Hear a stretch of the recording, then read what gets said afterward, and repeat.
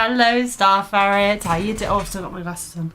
Sorry, I was doing editing things and forgot to take my glasses off. Hello, everybody. How are we doing? Oh, my light's not on. Oh, great start. Great start to the stream, aren't we? Oh, there we go. That's what we like to see. Hello, hello. How are you, Star Ferret? Are we doing well? And yes, that is Blood Bowl 3 music. We are going to be doing some Blood Bowl 3 stuff. Oh god, I just knocked the... I'm having a good day. I'm having a very good day. At work, so no. Oh, sorry to hear that. Let's move that. There we go, that's better.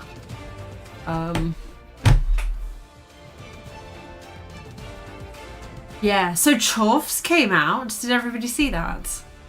I haven't actually looked. I've been told oh, my community, is it on there?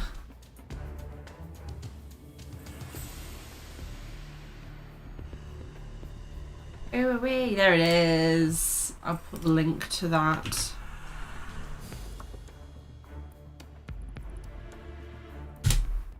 I'll pin that message so you can have a look at it if you want. No balls in the box set.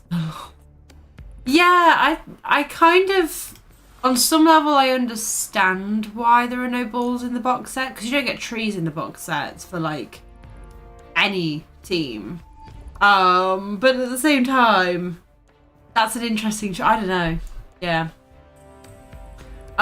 What do we all think of the, what is it called? The fire slinger or something like that? I can't even remember. What is it?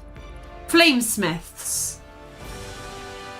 Flamesmiths. Cackling pyromaniacs are trained are the maddest and most powerful sorcerers and can now breathe fire at their opponents. I'm a bit sad that they haven't got a fire-breathing... If they're going to go with that they haven't got a fire-breathing dwarf. Like... Hey, go for say yes. Yeah, Firesmith. Like... The dwarf that's chugging something, I think, is the... Yeah, that's the Firesmith. But why is it not, like, actually breathing fire? I'm sure that, like, couldn't be that difficult to do. Because they've got models where they do things like that anyway. Oh. In maybe other teams. So the breathe fire trait, once per activation, instead of performing a block action either on its own or part as a blitz, this player may perform a breathe fire special action. When a player makes a breathe fire special action, they may choose one standing opposition player they're marking, roll a d6, applying a -1 modifier if the target has a strength of 5 or higher. Right, okay. On a 1, the player gets overeager, engulfing themselves in flame and is immediately knocked down. So does that mean if you're doing it against strength 5 or higher, if you roll a 2, you get knocked down as well? Is that what that's saying? Because there's a -1 modifier to strength 5 or up. Yes. That doesn't seem worth it. That's a 3+. On a 2 to 3, so on strength 5, 3 to 4, the opposition player ducks the gout of flame and nothing happens. On a 4+, the opposition player takes a ball of fire straight to the face and is immediately placed prone. However, if the roll is a natural 6, the potent pyro has taken its toll and the opposition player is knocked down instead.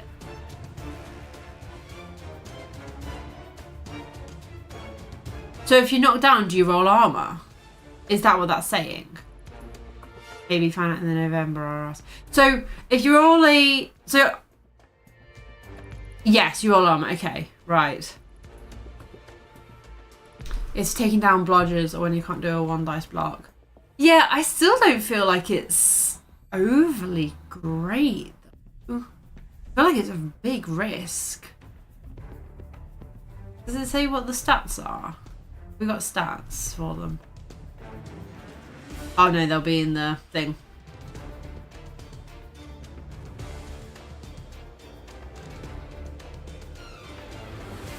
I do like the little goggles on the firesmiths.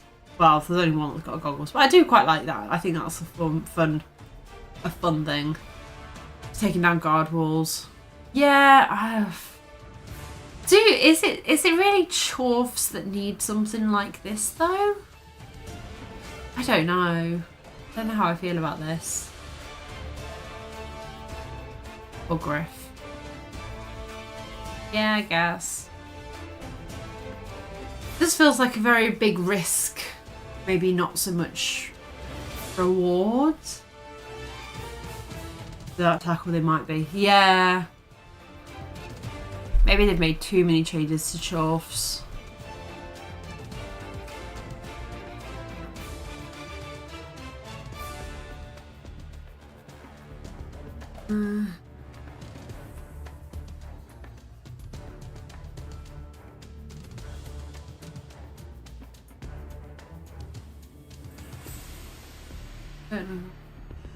Blockers.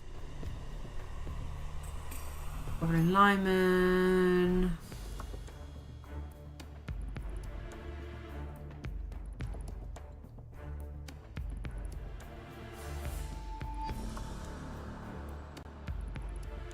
Sneaky stabbers. Have they got stab? Is that what they're saying?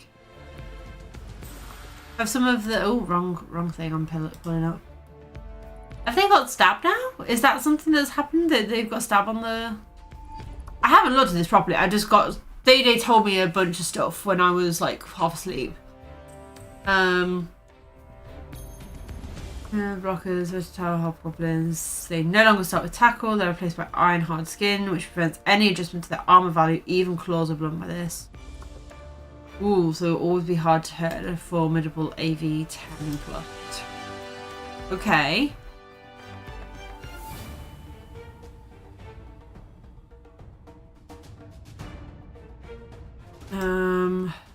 Gustav Hobbs.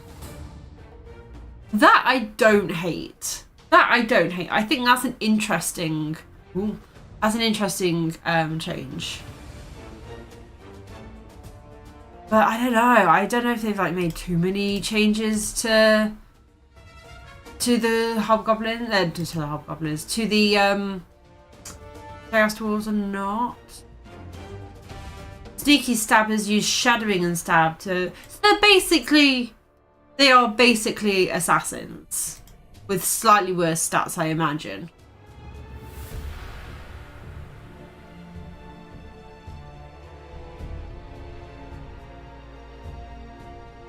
Centaurs remain light and quick and will almost definitely fuck sackers or something.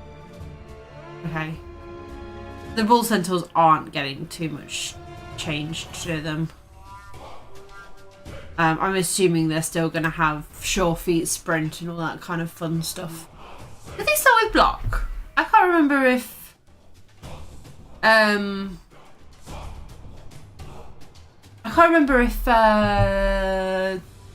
bull centaurs start with block or not. It's been a very long time since I've played them. No, they don't. Okay. I didn't think they did. I thought that might be a bit overpowered. Especially since you got dwarves on the... their strength 4, movement 6, but with 3 rush abilities because they've got sprint and sure feet. So they're essentially movement 9, aren't they? Yeah.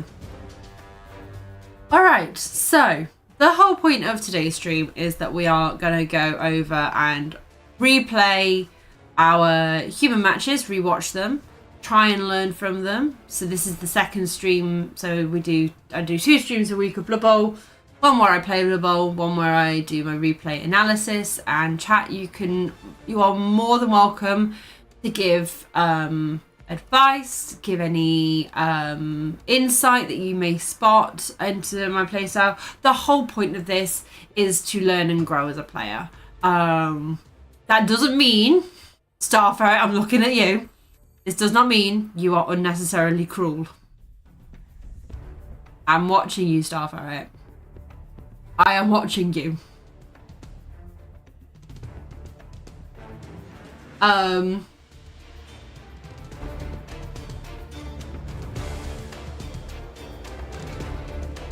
Yes.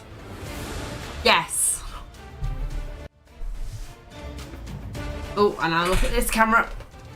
I forget that it's like, you nice guy ferret.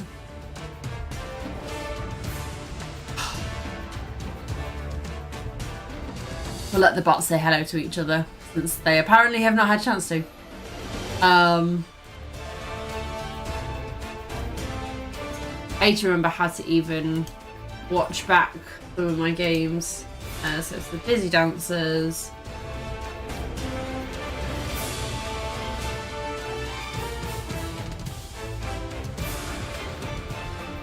Yeah, just like that. That's nice. Okay, cool.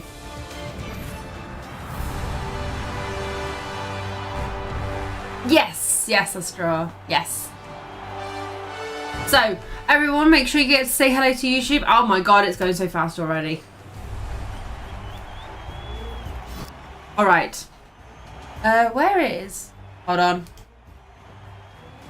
First of all, I need my very, very important tool. There we go.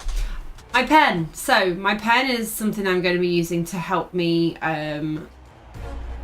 draw on the pitch and show you guys bits and pieces. We are going to put... no, we won't put a timer on. And we'll make it blue so it's different. A little bit of a... There we go, that's slightly better, I like that. Okay. Right. These are no. How dizzy am I right now? I haven't been spinning too much, so I'm okay. Right, are we all ready to say hello to YouTube? Okay. Ready? Pink works best. I think so.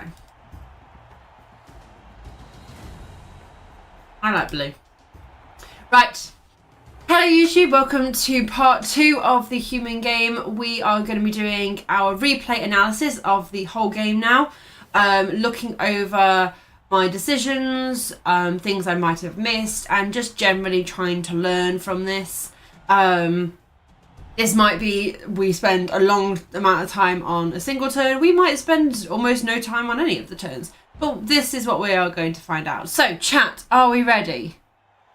Starfaro, you're already being mean to YouTube. Stop it.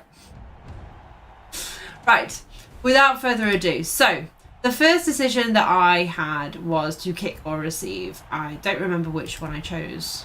I chose to kick. So, one of the elements we will look at also is setup, because setup can be really important. So, part of my decision around this, I'm going to just pause that there. So, what I was trying to get... Oh my... Why does that keep going? Okay, this is going to be fun. The pen keeps just disappearing on and off the screen. This is good. Right.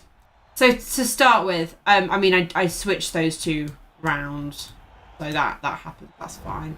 So the idea behind this particular setup was 3 linemen on the line of scrimmage. Doesn't matter that they get hit. Blitzers at the fronts here and here. Well, with the ogre here, so that it's less likely to die if they get blitzed. And then having a lineman, or wow, I think I end up having a blitzer back here, don't I?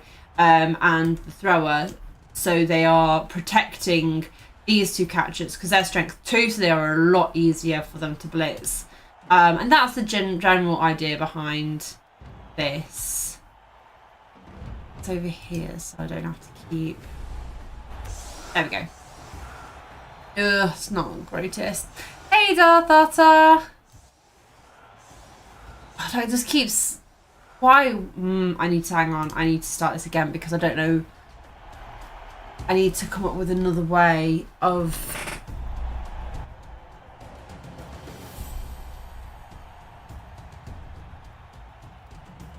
if I have that.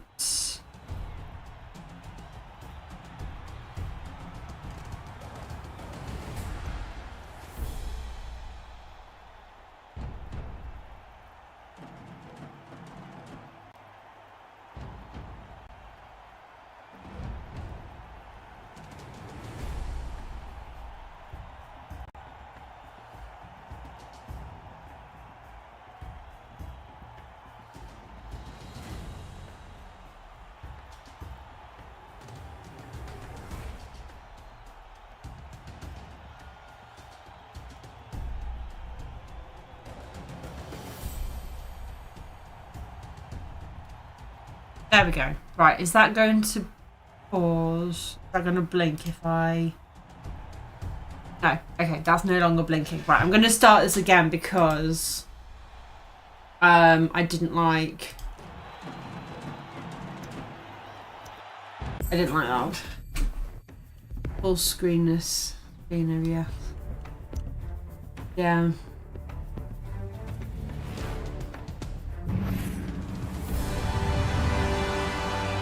Okay, right. Say hello. Let's say hello to YouTube again, chat. Are we ready? Right, pause that there. Okay, chat. When you're ready to say hello to YouTube. Hello, YouTube. This is attempt number 2 at this. We are looking. This is part number 2. I can't speak. Hello YouTube, this is part 2 of the Human Game 1. We are doing our replay analysis of the game now. We're going to look over my decisions, what things I might have missed. Chat are going to offer their insights, hopefully nicely. And if you have anything that you notice during the video or during the game, please do feel free to comment it down below if we miss it. This is all about learning and trying to improve. I'm going to try and explain absolutely everything I possibly can, but if you missed the first part, here is a link to it, hopefully up above somewhere. But yeah, without further ado, let us get going. Hello, Chicken Jimmy! So, our first decision that we made was to kick the ball into this section, over to the Chaos. We checked them out beforehand. They don't have any skills on them. They are a completely fresh Chaos team, and this was the setup that I went with. I'm going to pause. Ooh. Oh yes, no, I changed my mind, didn't I? I'd forgotten that I changed my mind. So the initial idea was that we are slightly, well, I was, if you're stronger, this defense where I had, where is it gone? It keeps disappearing. Okay, where you have a player here, here, and here, you are slightly stronger and it's harder for them to break through. But because they have all of these strength 4 pieces and a Minotaur, I changed my mind and decided that actually it wasn't going to work, that particular setup. So I moved all my players back instead, and went with this setup instead. So going. I'm glad you changed my mind. Thank you. So the idea behind this was then to protect the catchers at the back, keep the ogre in the middle because he is strength 5, so hard to push up against. And my opponent has a very aggressive starting setup. I believe I kicked to the sweet spot, but it went quite far back. So we got cheering fans. We both got the same results, so nothing happened. Yeah, just quick look and discussion of like what my plan was for this. Fierce scarcity of gnomes on this pitch. I know, Keith. If I could have gnomes in Blood Bowl 3, oh, I'd be on that straight away. Right, so obviously the ball is quite far on this side. So breaking through here is probably not going to happen. They've got a strength 4 piece here, and then these 2 pieces. They're not easy to get an assist on to hit them either. So breaking through wasn't going to work here. And so what we were more aiming to do was to stop them pushing too far down this side. So they start with their blocks, obviously.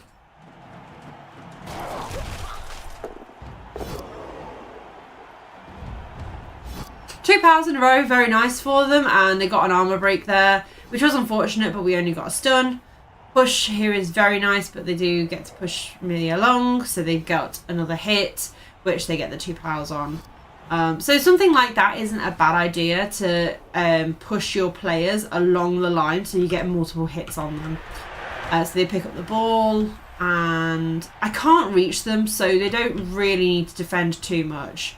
So yeah, the idea behind this was just defend.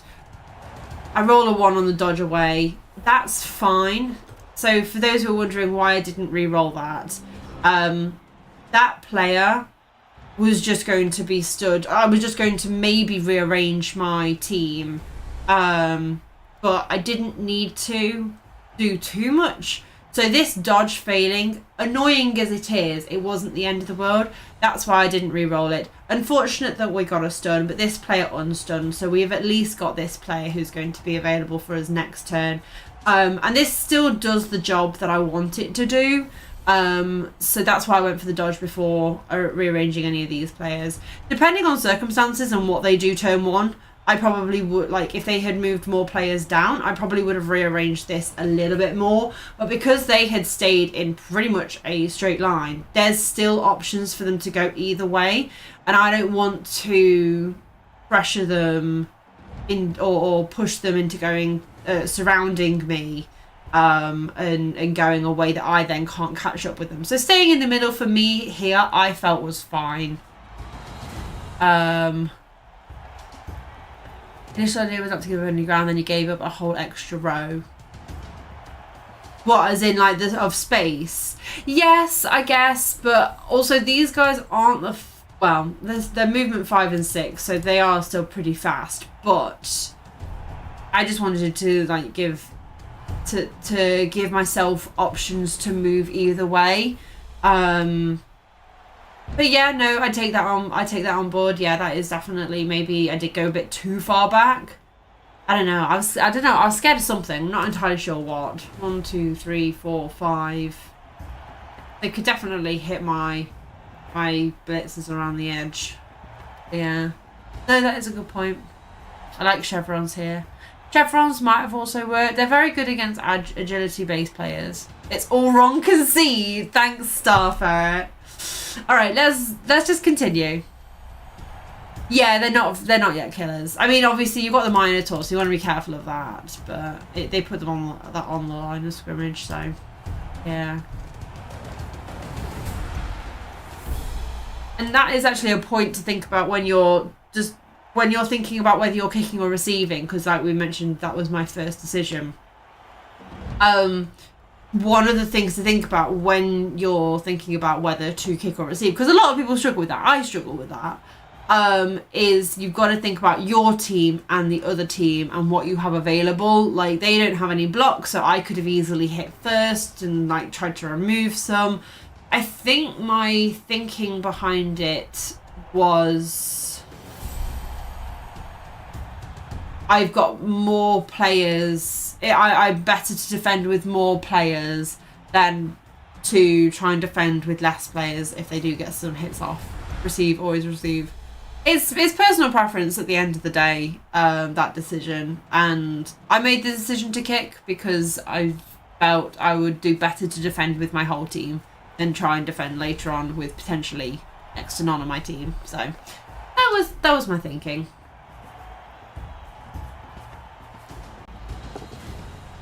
Okay, Minotaur's coming up for the blitz on a blitzer, gets a pow, but goes for the push. I was confused by that decision, because all it does is pull your Minotaur out of the way.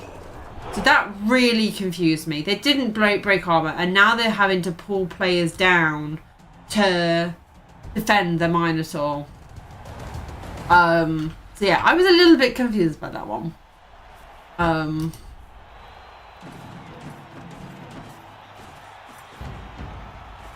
Yeah, they're very much tunneling down this side of the pitch, and creating a bit of a wall for me to go through. So before we do too much more, I'm just going to pause it there. So I moved up a player here, and I moved the catcher around here. Maybe the catcher was the wrong piece to do that with, but basically my thinking was I wanted to get somebody in front, so that there's not just a completely free pitch for them to walk down this side. So I believe I get someone else around here. But then I also wanted to be applying some pressure this side and not give them the opportunity to move round as well. So there's a lot of different things that I've got available. So I've still got 3 blitzers here. One's on the floor. Could potentially have tried to get something on the Minotaur, but it would have required a lot. They've got 2 Chaos Warriors right next to it.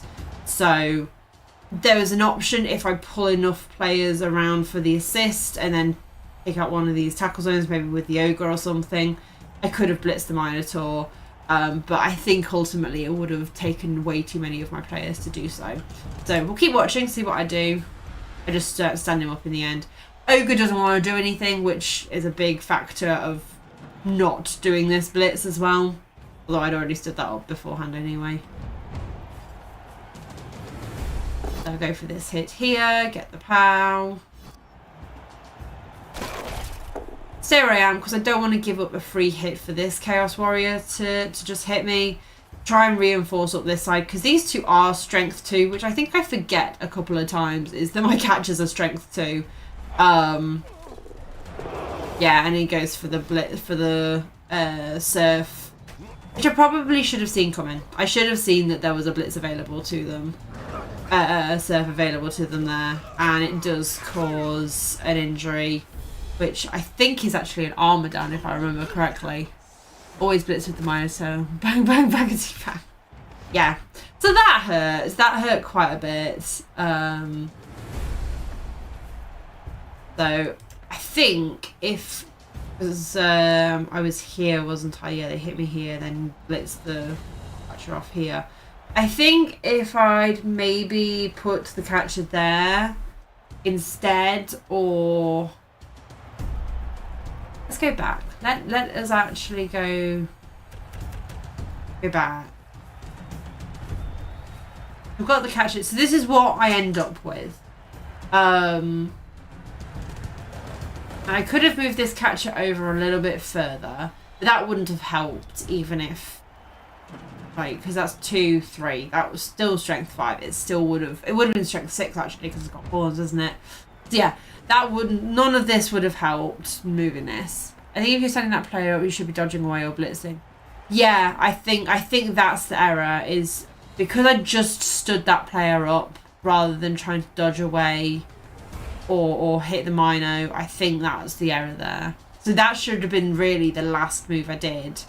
I should have moved all of this around, put this down here, because it still was doing a bit of a job on the floor there. Yeah, I think you're right. I think if I had done something with the blitzer rather than actually just standing it up, yeah, we've seen that. That's that. Brings the ball down a little bit forward. It's still not overly safe. I don't know whether I would say this ball is. I mean, it's double chevroned, ish. Yeah, I suppose you can call them chevrons. But there's still a threat, like down here. I can still get my catcher through. Like, there's still options for me, and I think I do end up doing something.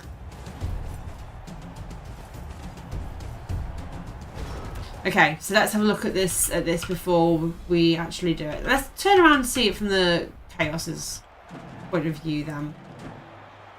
So we've got two players over here who at the minute look like they're not doing anything, but they can provide some really key support. 3+ blitz on the ball. Hi, Sora! 3+ blitz. Do you mean the dodge out with the blitzer? So if I go 1, 2, 3, 4, 5, 6, 7, 8. I can't take that assist out. Two players in the middle are closing the door. Yeah, they definitely are. They are definitely stopping this switch around. They have to commit to going this way.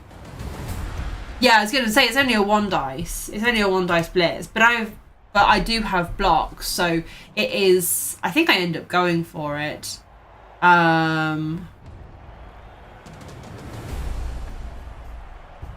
Yeah, I think I end up going from this square, dodge, hit, because then I put it down here, I believe.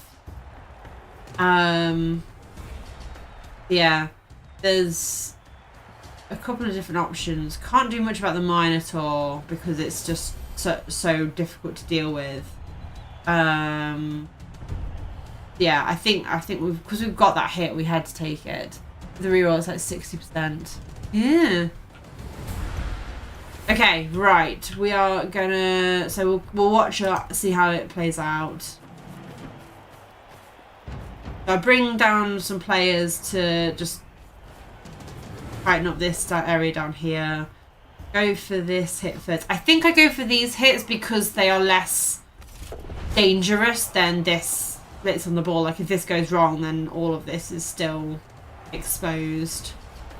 Oh, no, I blitz here. Why do I blitz there? I think I'm trying to get in. I mean, the injury is nice. I'm surfed next turn. Oh, yes, yeah. I would be if I'd gone for that. Yeah, so I tighten up this area down here. And then I just dodge out. Okay. So chat, do you think I did the right thing there? Do you think this blitz here... I mean, I got the injury, which was nice. Do you think that was correct? Or do you think I should have dodged out? No, you don't think it's correct. It's been a while. It has been a while. Nice to see you. Sorry, we're doing a bit of a learning stream, so it's not as chatty today.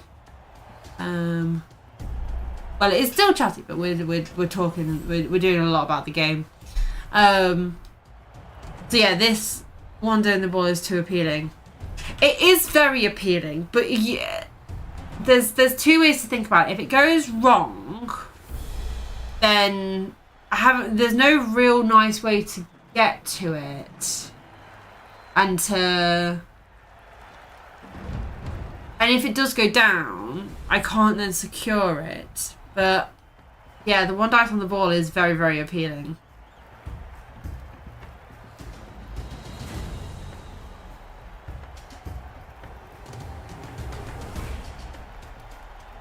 Now I've got a 1 dice on that. The second the ball isn't always the right decision. It's hard to to really tell whether that would have been the correct decision to go or not. Was to hit on the ball.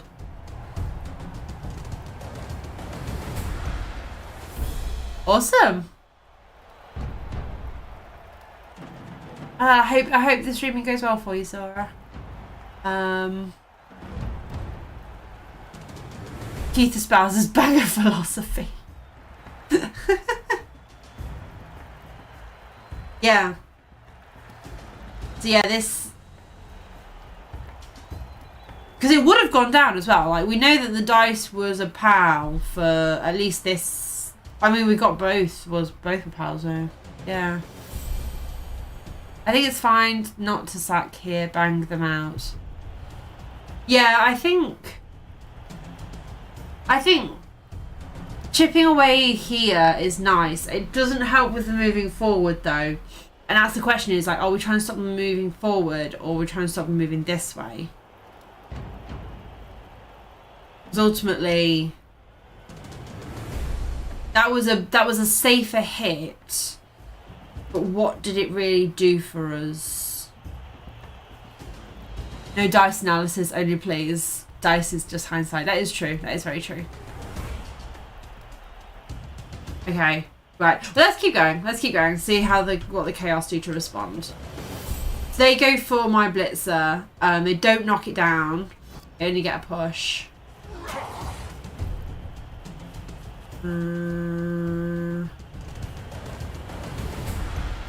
Ogres are not a banger team. They're a group.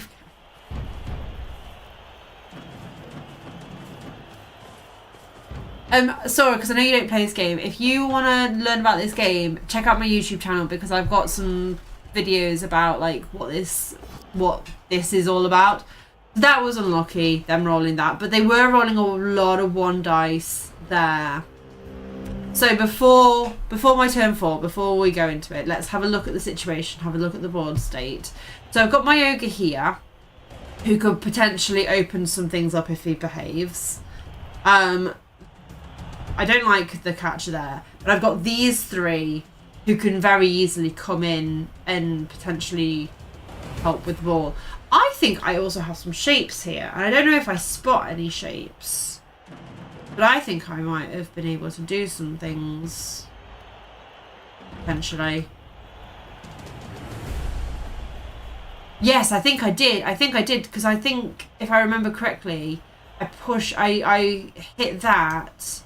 Get into there because then that hit can push the ball carrier out. So yeah, I do. If I remember correctly, I find the chain pushes and I'm able to get the ball carrier so I can then blitz here. But I think I do actually need to get rid of this one. I think that's one of the things I needed to do. So put there, that blocks me off, so I need to go there, to push to there. Yeah, I think this is one thing I need. So that's the first hit. The turn ordering is very important. That's the second hit. Get to there. Do I bring that? I must bring that in for an assist. Then I need to do that hit onto that to push that forward there. Yeah, let's see how much I do. Okay, so I do put myself in there. Ah, I put myself in round here. Oh, okay, I went for that hit rather than that hit. Interesting. That one really needed to go down. Yeah. I don't know why I put in... Oh, I remember saying I didn't need to put that in there because it wasn't an assist on the correct one. Yes, I remember doing that now. Because I was very annoyed at myself. Yeah, and then I get the hit on the ball carrier. Only got the push. I don't know if I should have re-rolled that. It was a 2 plus for the re-roll. It might have been worth re-rolling that, but I didn't. And then I think I get surfed. Yeah, I think if I had re-rolled it, I wouldn't have been surfed.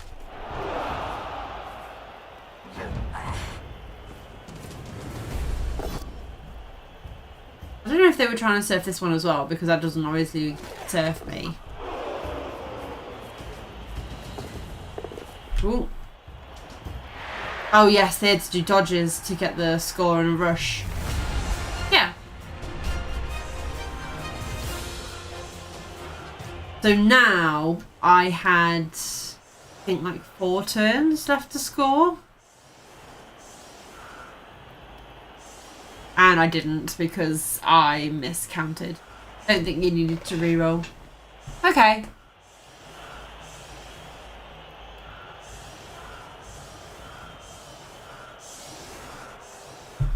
I couldn't decide where to put the ogre. I was so unsure. So I went with thrower at the back, catcher up front because obviously the other one is injured. Time out, and then I lost a turn, so I was down to 3 turns instead. Try and score, and then mucked it up.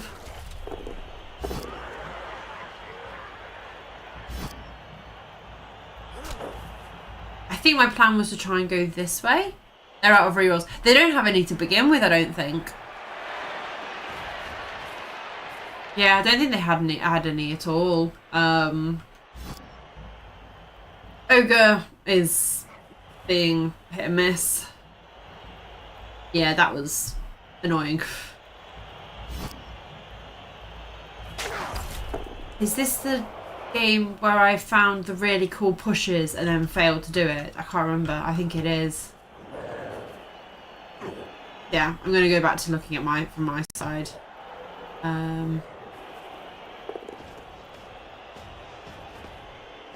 Minotaur Blitz on the Ogre, they get the POW, which again was very annoying. But it is what it is. You do what you can. So yeah, ideally I think I needed to have just run my lineman as far forward as I possibly could have done. As soon as I possibly could have done. Or even my catcher. Just gone for the 1 dice hits. And gone for the run forward, because this was turn 7 for me.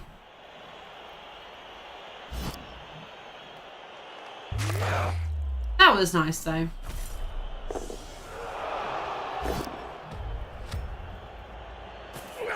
Yeah, I blocked myself in, which there's not much you can do.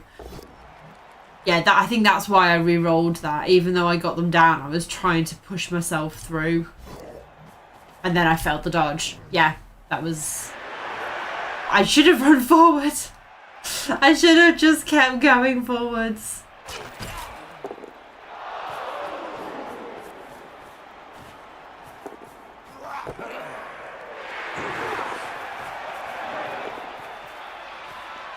Yes, this is the one where I found the really cool push play and I didn't get it.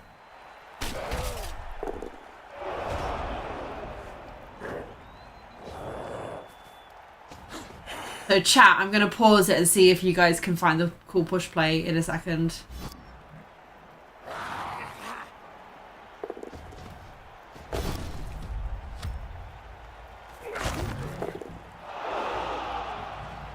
Okay. Can you see it? Can you see where the push play is? In fact, I'm going to take a screenshot of this.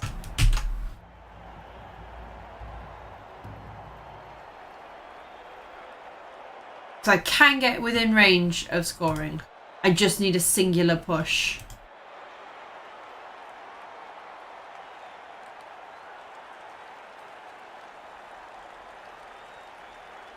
Pen up.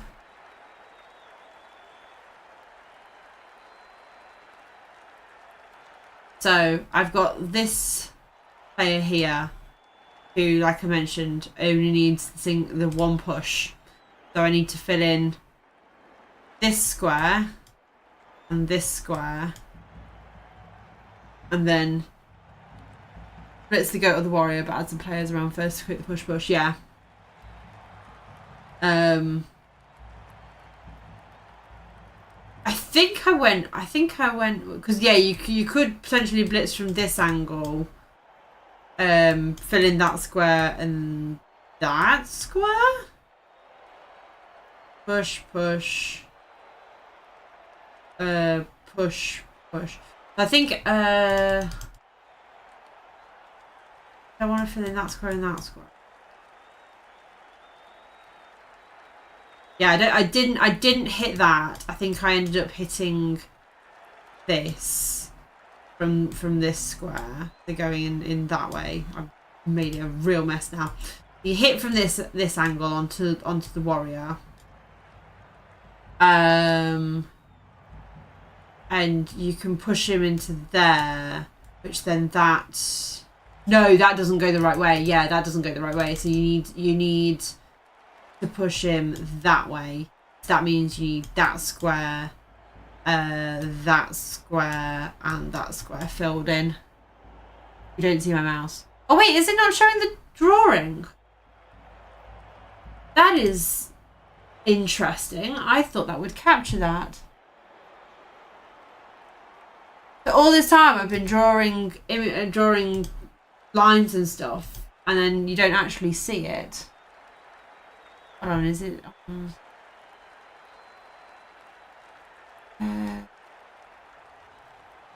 There we go. That's the one.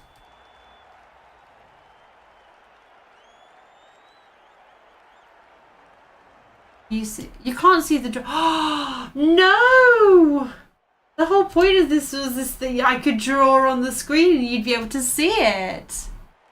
Oh, that's annoying. All right, I'll have to have a look at that then. Okay, so the whole point was to push from this angle, push there, fill in this square and this square and this square, and then push forward, right? And one of those would be the catcher moving around and handing off, right? That was the plan. So I think I put that in there for like, I don't even know why I put that in there. Put in those squares. Need that square filling in. Yeah, I think I realised that. And go to do the handoff. At this point I have no rerolls, so the one was devastating. It was absolutely devastating. Because I got all the rest of it was perfect. I got it within range. And could have done it. But yeah, I rolled the 1. So the push play was there, but that's very annoying that doesn't capture. I thought it did. Okay, so we're on. Ooh, hello. Hold your horses. Right. So their setup. I want to have a look at their defensive setup first. So they've got 3 goats on the line of scrimmage, 2 warriors on either side with a goat and the miner in the middle. KO is not back. I set up pretty much the same way. Yeah. So the idea behind this is you start in the middle and you push your players along so that there's chances. So if that one doesn't go down, we can hit it again. Or if that one does go down, that one, yeah. We can hit again if we need to, basically. That's the idea behind this. And then these players around the edge, they are anti-blitz resort players if possible. Ordinarily there'd be another player there, but because we only have the catcher, I don't really want that to be exposed like that. Although they probably wouldn't be able to hit me 4, 5. They would with rushes, and you never know with some people, they might go for those kinds of plays. But yeah, that's the setup. They balls back. We start in the middle. There, we get it knocked down. We get some very nice dice here. These are nice to go along and do.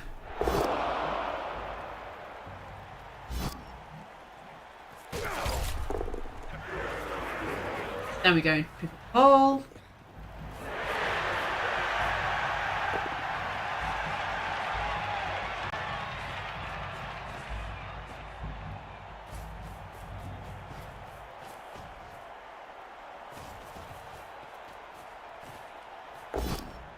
So yeah, I decided I want to try and make some space and create pressure, basically. So I push forward. I don't know whether that's a good idea. Like this does leave these 3 players very, very much exposed, but it also forces them. They haven't got a lot of players around, so they either have to dedicate their players to dealing with this, or they can try and push and get and get ahead. I'm not sure whether I like this or not. I feel like I feel like I've pushed too far too quickly, and I feel that it's very much like exposing these players. There could be a lot that happens here that I don't like. The Minotaur 3, 4, 5. It's currently 3, 4, so that's 2 dice. Oh, it would still be 2. Well, if they blitz it, it'd be 2 dice into 2 dice, but 2 dice into 1 dice. So that's like not the greatest for them, but then they've also got these around and yeah.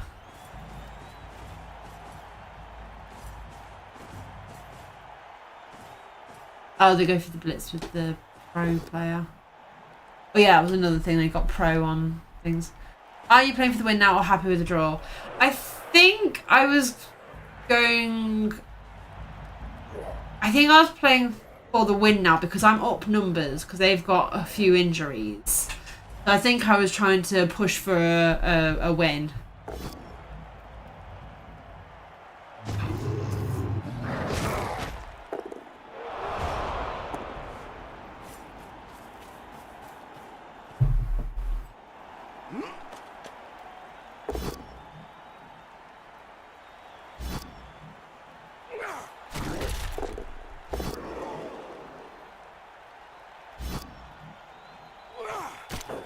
So yeah, there was a lot of concentration in the middle. I think I felt that this side was slightly better. Even though the ball's over this side, I think I was trying to give myself options.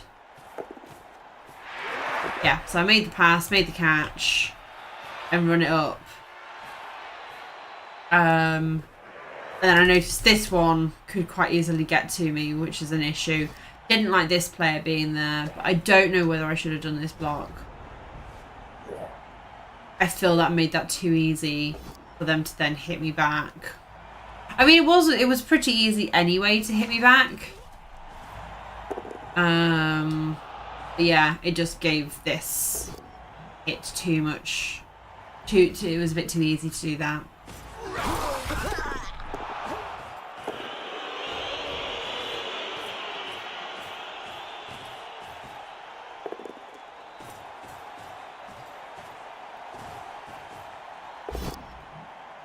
That was one dice goal, which was unfortunate. But yeah, this player's like not able to do anything. I ran him up this way, but literally, what could he do? Not a whole lot. The answer to that. I don't know why I pushed the ogre out. I should have pushed that. I suppose it was free anyway. But yeah. Go for the one dice, get the both down. It's lucky, to be honest. And then I've got another one dice here, I think.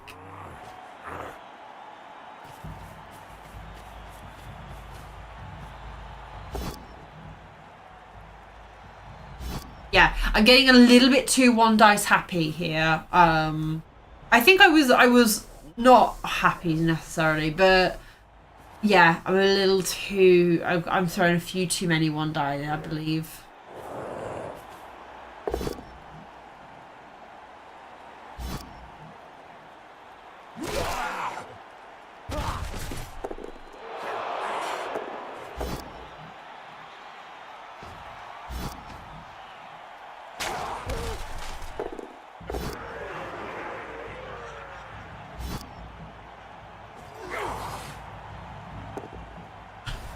Minotaur not wanting to do things very nice, and then they fail the pick up, which again was pretty nice. So I think I remember correctly, my plan was to just get it, jump up and jump up. That's the name player of me talking. I think my plan was just to dodge out and score. But is there something I actually could have done better? Yeah, I can't afford to fail anything. I've still got my 3 rerolls, which is nice. Is there anything else I could do? I mean, there's like some hits down here I can do, which is nice, but ultimately, or do I dodge out and then get the thrower? No, I don't think I do that. The thrower's got sure hands, but it's not that much better necessarily. Do that. I think we could have put something here, and then we had a 1 dice on that. No, did we? 3, 4. Yeah, that's not marking that one out. Can't dodge out and score with the catcher. Would have been 1 square too short.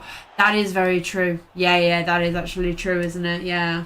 Well, so 3, 4, 5, 6, 7, 8. Right, yeah, I wouldn't have made it. So maybe I do it with. Maybe I do go with the thrower. It is an option as well. You'd have to do the 2 rushes though. I don't remember what I did, but we'll have a look in a second. So, yeah, that is one option to do that. Get the throw in, run up, try and throw it. So it would have been a 3+ dodge, 2 rushes, 3+, 2+, first, and then a 3+, 2+, 2+, 2+ to throw, 3+ to catch. That's a lot of dice to get that right. And then can I make it safe? Probably can do a decent job at making it safe. Like if I hit here, bring that in. Yeah, scoring this. Yeah, it's not easy at all. I don't think. And they're down 3 players, but I'm down. Okay, I'm only down by 1. I can hit here, bring that in for the assist. Pick that up, run, dodge that out, or maybe just stand that up actually, and then blitz from that angle and like mark up. Those are options for us potentially. Stand that up. Here, go for the hand up, the pick up. Yeah, there's a couple of different options. Let's see what I do. So I stand up that player, dodge it, go into there. Oh, I hit with this one. Okay. I don't know why I follow that. I don't think following that is necessarily the right thing. So yeah, I don't try and score this turn. I do try and throw this turn though. Okay. So I've got a catch reroll. That's fine. I think this is where I think if I had done, that's fine. I'm not opposed to that. That's movement 7. 1, 2, 3, 4, 5, 6, 7. Rush would been get you to there. Whereas if I'd hit with this one, I'd kept that there. That would have stayed there. I wouldn't have followed. And then this one had gone 1, 2, 3, 4, 5, 6, 7. 7. Yeah, could have happily stood there, and then this one that was on the floor could have gone round into this square. Then this would have been a 2 dice. This wouldn't have been a 1 dice. This would have been 2 dice instead. Yeah, I think that's an error there. Then I do that. So managed to get the POW. Again, I'm following these up. Yeah, I've got that player to go around here, but then that failed dodge, I don't think. And yeah, I didn't reroll that. That player shouldn't have even been doing that dodge. That's where one big error is.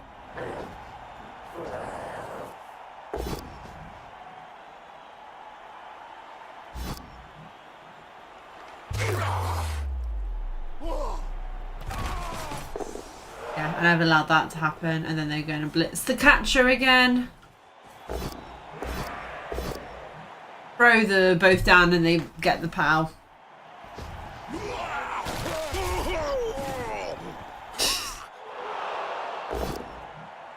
Then they double score, which is really unfortunate. It's really I get that. Okay. So my catcher is again stunned, but I have got these 2 players who are available. I think. Oh, okay, I'm blitzing with this one. So that's a rush for the blitz, but it is with block. That's what they're thinking behind that one. And then I score with Hellboy, don't I? Yeah, because he gets the level. Yeah. So yeah, I think there were definitely better ways to do that those last couple of turns, but I've given myself a few turns to score back.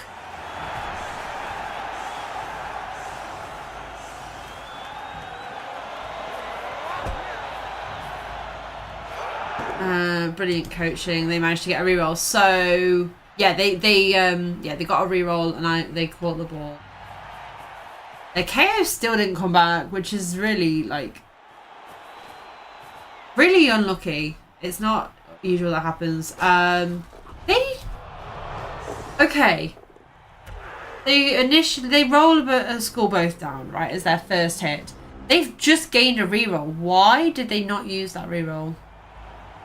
Pressure is also a important factor that changes the quality of plays. That is true. That is very true. Well, that's why I want to do this, because I find myself very, very pressured in Blood Bowl when I play online, because it's so intense and so, like you say, there's a time factor and everything. I like the time bank. That has helped with that. But yeah, you're absolutely right. There is definitely a pressure when you are trying to do it quickly and everything.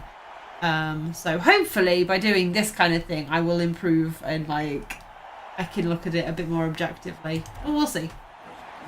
Okay, so yeah, that confused me, not using their reroll on that. But they put their ball carrier there, and I realised that I can get a hit on that very, very easily. And I did. Knocked it down.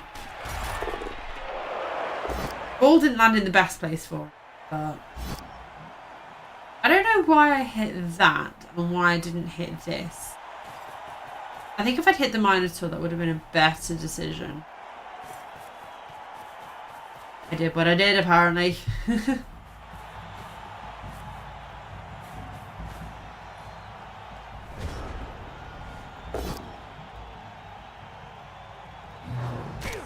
So the Minotaur immediately goes for the block piece.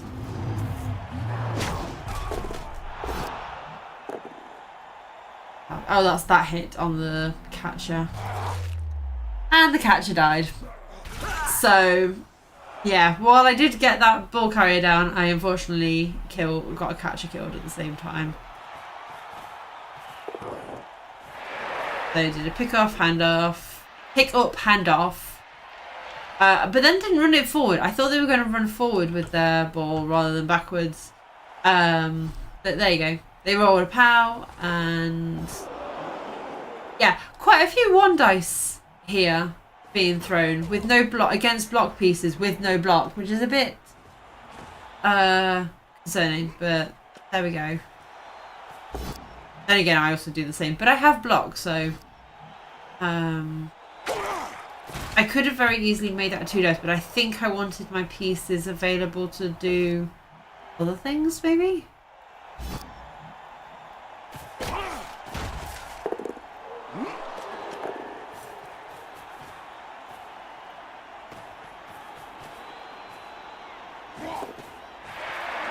So dodge that away to make sure that it doesn't get a free hit. Because now they have to use the blitz on me. And they can't hit anything else. Well, they can hit the ogre, I guess, if they really wanted to.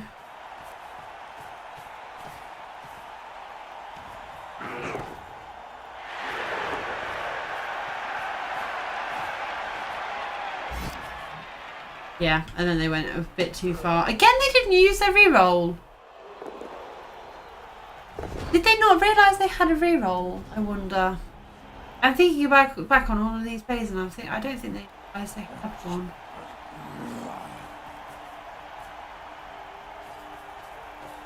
Where was the blitz? Who was blitzing? Oh, that one was blitzing. Why did I hit the goat and not... Okay, I don't understand that one of myself. Why did I go for the goat and not for that one, which is marking the ball? I had 3, 4, 5. I had a 2 dice on it.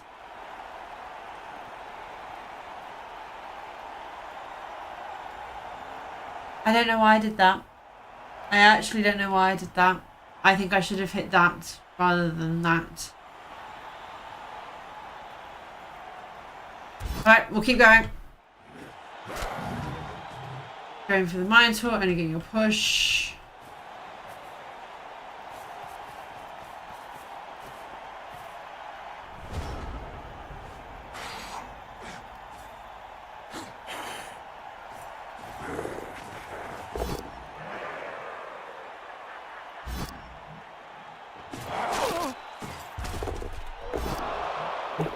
And then they rolled another double skull.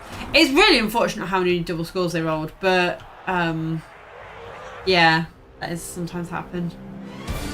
Oh, I couldn't score. That's why. That's why I couldn't. Yeah. All right. So yeah, that is the replay of my my first game with humans against Chaos. If you have any questions, any comments, please leave them in the bit down below. And I shall see you guys in the next video. Bye, YouTube. All right. 1-1, not bad. Yeah, I don't think I played it terribly. I think there are some key moments that I could have definitely played better though. So yeah. Right, I'm going to take a quick break before we go into the game 2 of the humans. Did anyone notice anything like major about my gameplay?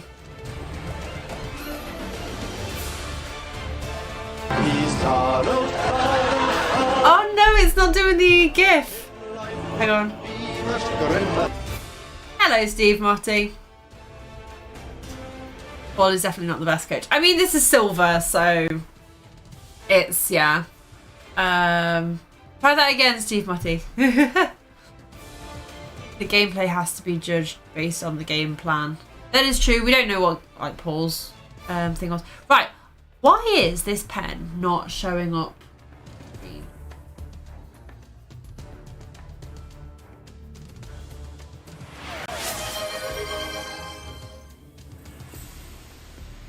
So setting.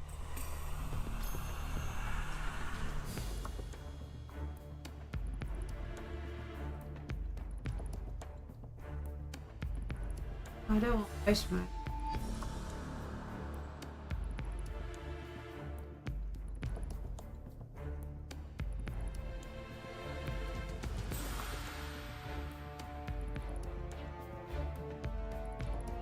It out.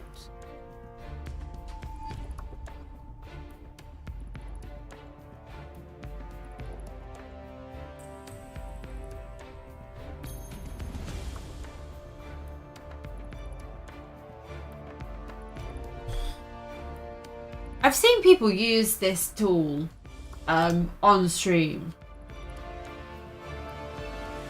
I've seen people do it. I know people use this. Hi, what have I missed? So we've gone over the human game. But we've gone over game 1. We haven't done game 2 yet. And I have this really cool drawing tool that I got specifically so I could do things like this, and it won't. You guys can't see it on stream for some reason. I don't know why.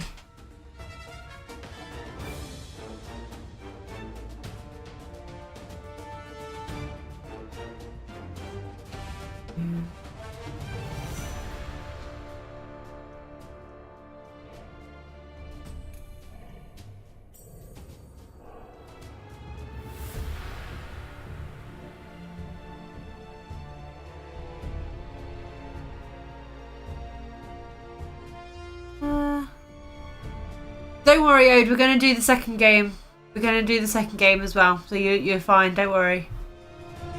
I'm just trying to figure out how to get my pen.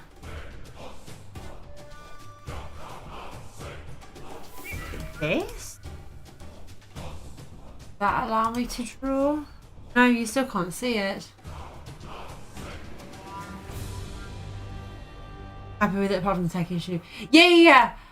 So this pen tool that I have, it really I can do all sorts of different things with it, but for some reason I can't show you guys on stream, and that's really annoying. And I'm trying to figure out why I can't show you on stream. I'm gonna use you as content while Bess is doing her technical stuff. I might just have to leave it for today. Not the whole stream. I'm gonna still do the stream.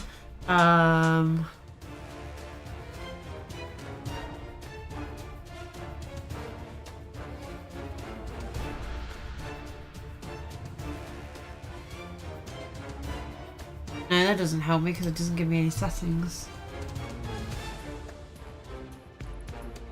Philip. What FAQ? Epic penning does not show up in OBS. If you're using screen share, it does not always show up. If you want to capture, you ensure you record the entire screen. Right. Found it. So there you can see it. Right, so I have to do it on this page. It doesn't work if I... But then every time I want to actually watch the gameplay, it disappears. And then if I want to bring it back up again...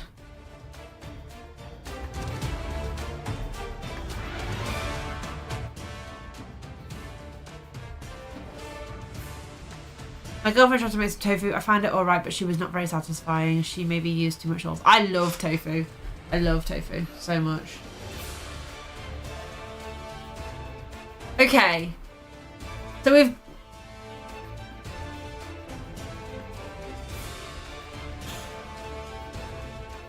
So I'm hoping... it doesn't cause it to bug out too much. Okay, it's not bugging too much. Okay, that's fine then. Yeah, that's alright.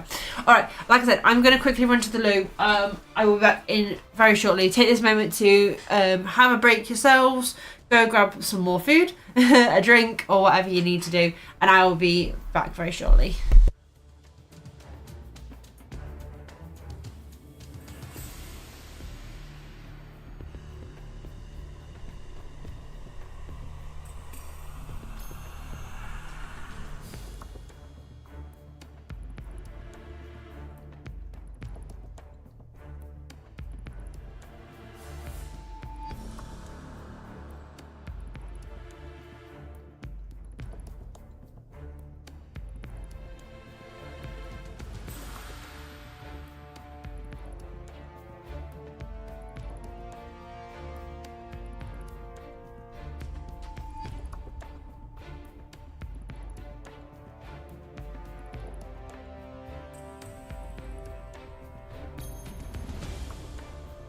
What are we going to do with them, Mr. Flibble? We can't possibly do that. Who'd clear up the mess?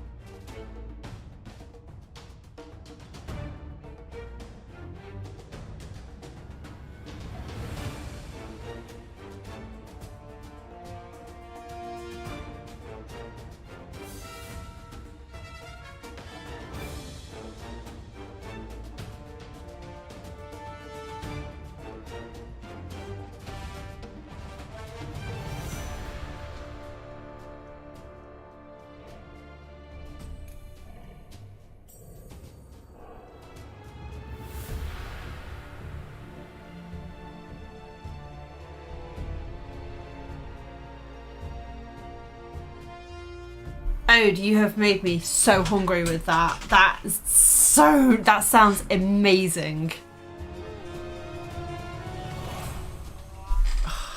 That sounds incredible. Right. So we need to go back. Commons. I do have some tofu in the fridge as well, actually. I like sausages. Sausages are also good. I went round to Andy's Davo. Andy Davo's yesterday because he asked me for some help with his alerts and stuff. I found out why he broke it, how he's broken his alerts, and I'm... oh dear. Yeah. I did not break them any further than they were already broken. If anything, I'm trying to improve them for him, but that's another story. Yeah, he was like asking how to feed me because I'm vegetarian. And he took me to, we went to the co-op and he was just like, don't pick anything weird because it won't get eaten. And I was just like, pizza's fine. We'll have pizza. Keep it simple for you. I know you like pizza, so we'll keep it to that. Tell me you didn't witness the rise. No, I left before that point. I did witness the chocolate in the fridge, given that he put my chocolate... sorry, not in the fridge. In the freezer, given that he put my chocolate in the freezer. And he got it out and he put it down on the... He's got like a breakfast bar island thing in his kitchen. And he put it down on the island, and it sounded like one of those freezer blocks that you put in like picnic cooler bags and stuff like that. And he put it down and it sounded like that, and I was like, oh my god. Oh, like how tough is that gonna be to eat? Jesus. So yeah. But no, I didn't know he was gonna do rice. I saw him get out the frozen curry or whatever it was that he had with the rice. So I knew he was having something, but I didn't know what he was having it with. I didn't know what it was. It just looked like a sauce in a frozen sauce that he was defrosting. But yeah, no. Oh dear me. Right. Chat, are we ready to if I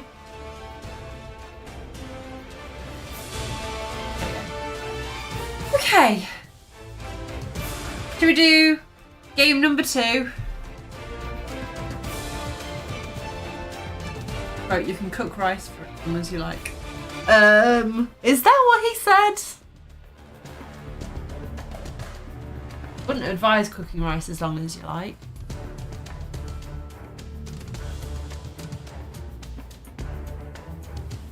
I heard from somewhere you do the 10-5-5 rule, which is 10 minutes of boiling, 5 minutes of simmering, and then turn the heat off completely and let it just steam through. So you do 10 minutes, 5 minutes, 5 minutes. And I did that the other day, and oh my god, that rice was amazing. But yeah, no, I dread to think what Andy did. Oh, bless him. He's... Love him to pieces, but there's just moments where you just kind of look and you go, huh? You said the what now? But yes, anyway, enough about Andy. I'm assuming he's not doing his 12-hour stream that he mentioned. He's not live, so I'm assuming not.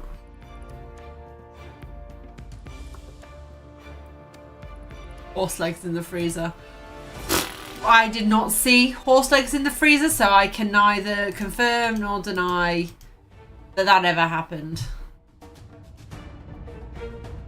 But yeah. Anywho, let's watch this replay, shall we?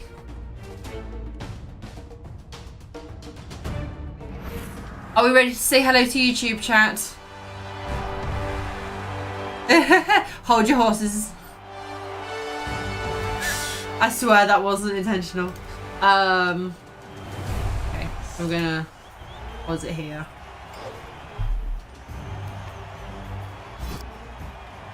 Were there cups of frozen tea?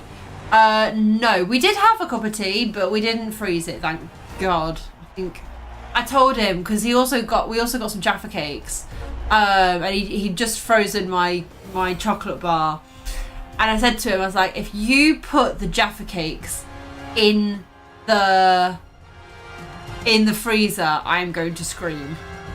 And he was like, no, don't scream, it'll be fine. And I was like, don't you freaking dare. So he didn't put the Jaffa cakes in the freezer, I am pleased to report. Honestly. Anyway, hello everyone, welcome to game number 2 of The Humans with part 2 of these 2 videos. This is the replay analysis. Chat, are we all saying hello to YouTube? Oh, we're ignoring them this time. So this game number 2 is a human mirror. And hopefully you should have just seen part 1, which is the actual gameplay. If not, then there should be a link up above somewhere. But yeah, we once again got to choose whether to kick or receive in this game. And I believe this time I picked to receive because I chose to kick last time. And as chat is saying, this is a human mirror match. Human mirror match. Ugh. Except we don't have any catchers. We've got 2 journeymen, and my thrower, sorry, now has block. So we've had a bit of an update. But yeah, let's see how we each set up. So it's the opposing team's chances set up in defense first. They go for a little bit of a chevron type thing, I think, if I remember correctly. Yes, they've got a little bit of chevrons in a way. They've got their blitzers here, thrower and catcher safe. So for me, my plan was to get as many hits on the line of scrimmage as possible. Use the journeyman to defend against the blitz and receive with the thrower, which we've done before. So it was a very deep kick, so we got a quick snap. I move in, hold on, jeez, it moves so fast. So I moved the thrower 1 square closer to the ball. I put the loners, the journeyman, onto the line of scrimmage, and I moved the lineman a little bit further forward as well. I'm the orcs. I'm not orcs. I suppose I have less movement in terms I don't have the catcher, but yeah. Okay. So yeah, that was that. So bounce is nice towards my player. And we start off with a block. So the idea behind this, as we mentioned in the last video, is to move the players down the line. Obviously can't do that as well because that one's stunned. This one we do get another hit on though, so we move it directly right so we can get that second hit and we get the power, which is very nice. So now we need to kind of have a look at where we want to develop the players. So I've got the ball nice and central. I'm trying to keep it ambiguous as to which way I want to go. I don't want to give them a reason to block me off one side more than the other just yet. Because if you can control the middle, that is ideal, if I remember correctly. You can leverage your journeyman to die in order to force it. Yeah, exactly. Yeah, that's also it. Do I want to score on turn 8? That is the ideal here. The ideal is to wait it out and score on turn 8. So I can push a little bit, but I don't want to push too far. So I believe I aim for the right-hand side, yes, because I've got this extra player on this side. I go for the 2 dice. I only get pushes. That's completely fine. I'm more than happy with just pushes, and I'm not going to move any further forward. But I reinforce this side a little bit more, and then bring these over this way just to kind of to stop them from like flanking me and getting around the back.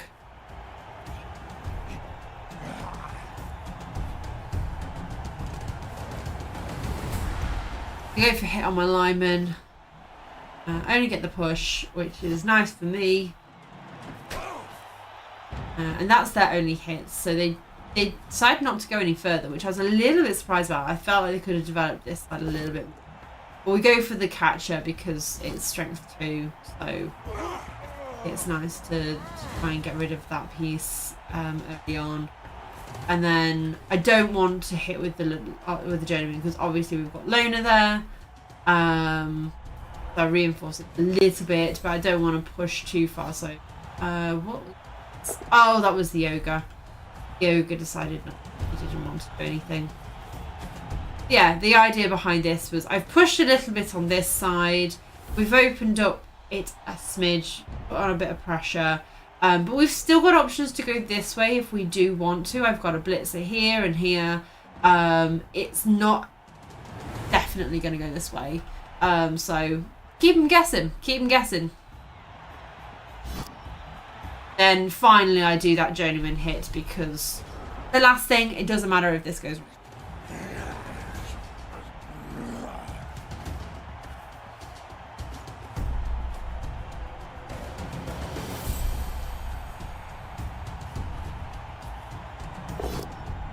There you go for a hit on my blitzer, I believe. Yeah. Stun's nice for them there, and they are starting to put pressure on me round the back.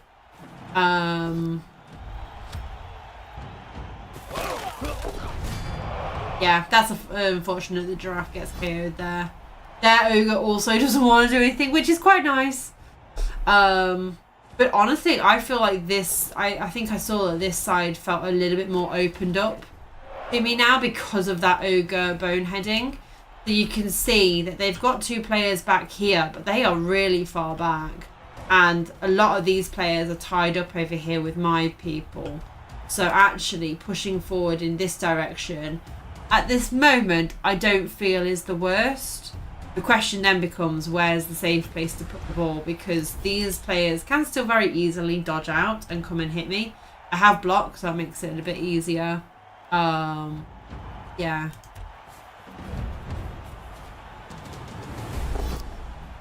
The reason I do this is I can't get a good hit there. I can now develop a little bit. Use a reroll.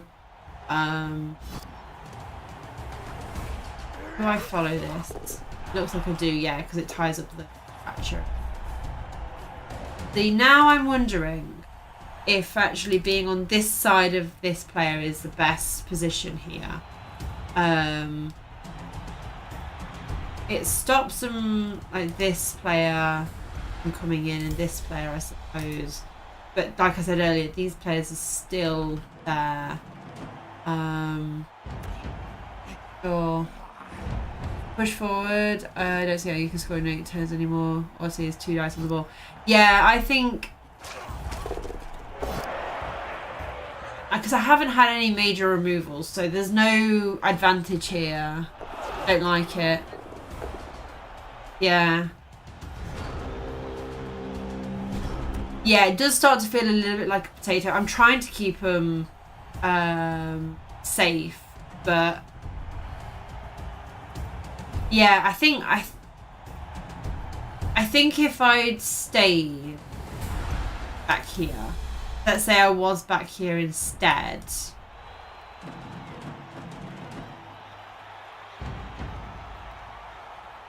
I could have like fortified my position a bit more.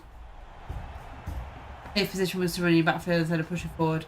Yeah, I think you're correct there. I think it would have been better to have moved back over here maybe, and use these to come back over here rather than move forward. I think I'm too eager. That's something I've noticed about myself, is I'm too eager to push forward and I'm too eager to get moving ahead. And I think I could have spent a bit more time, like I say, fortifying this position rather than pushing forward. Pushing forward is what I did, so we'll keep going and follow the line.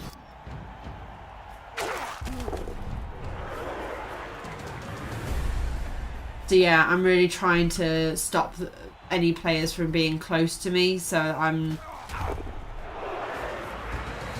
Yeah, so that it's harder to run back. Yeah, I try and square up this position a bit better. This is the thing, I've never played humans before, so it is definitely a big learning curve for me to like remember these sorts of things.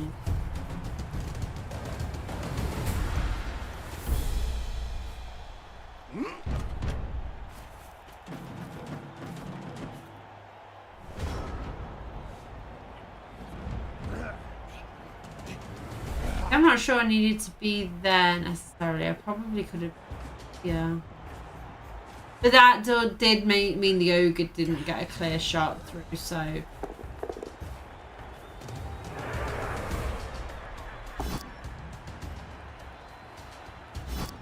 I don't know. I don't know if I'm too scrappy or if I just am impatient and just want to be as far forward as I possibly can. I think I get scared that if I'm in the backfield, I'm going to not have enough time to run up and score. Honestly, I think I should have moved a little bit further that way to get this.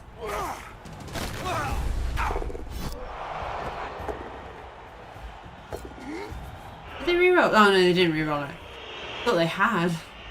Failed the dodge. Oh, that did. Did they use 2 rerolls? Yeah, they used all their rerolls. They're so... Hang on. Before it moves so fast. So, hit there, yeah. Alright. So this... I'm sure I've paused it. Why is it still doing things? Back. Right, this here. I don't think this was necessary. I feel like I don't feel like this was necessary to re-roll. I think that dodging out is fine because it's next to the ogre. But I feel like that's a mistake from my opponent. You can score in 2 turns, 3 squares inside of your half. With the human team, 5 squares even if you have catches. This is true. And to be honest, this is the thing, the sort of, I can't speak today. This is the sort of thing that I'm trying to learn with humans. I've never played them before, so like knowing that if I'm back here, I can score in a couple of turns, is something that I'm really trying to like get inside of my head, like really try and like understand that. So yeah, I definitely would have had plenty of time, but in my head at this point, because this is only my second game, I don't feel confident in that and in my ability.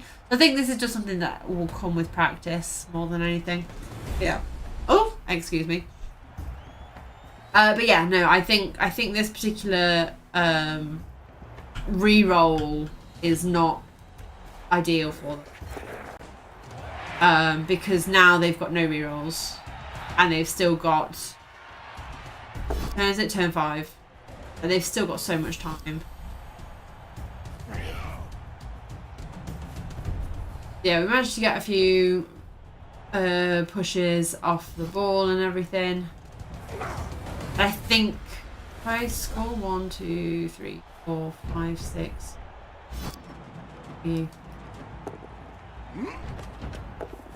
Okay, so I do a dodge down here first. I don't know that I like this. I don't know that I like that whole situation of dodging out here. And yeah, I'm doing a lot of dodges. I put a reroll into that. I don't know if I necessarily like that. Oh, yes, I remember now. I wanted to go... I thought the thrower was standing up. I remember now. That I got confused and I realised that that was a loner piece. So yeah, that's why I ended up doing that, because I miscalculated what pieces I had available. Need 2 dice with the ogre. Yeah, that's not a hard... I mean, that's if the ogre behaves, obviously. But they go in with the block piece and just go for the 1 dice, but they get it down anyway. They get what they need.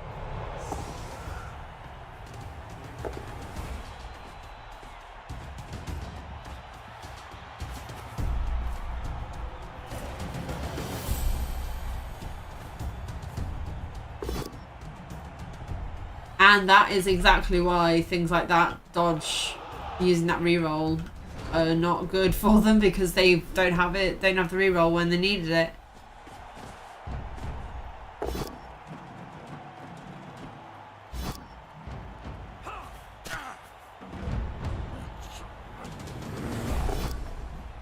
Okay, so they managed to... Oh, I get a 2 dice on the...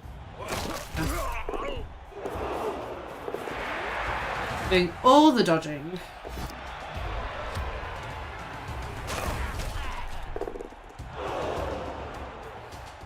Why did I throw that 1 dice? I'm going back. I'm going back. Have a look at the beginning of this turn.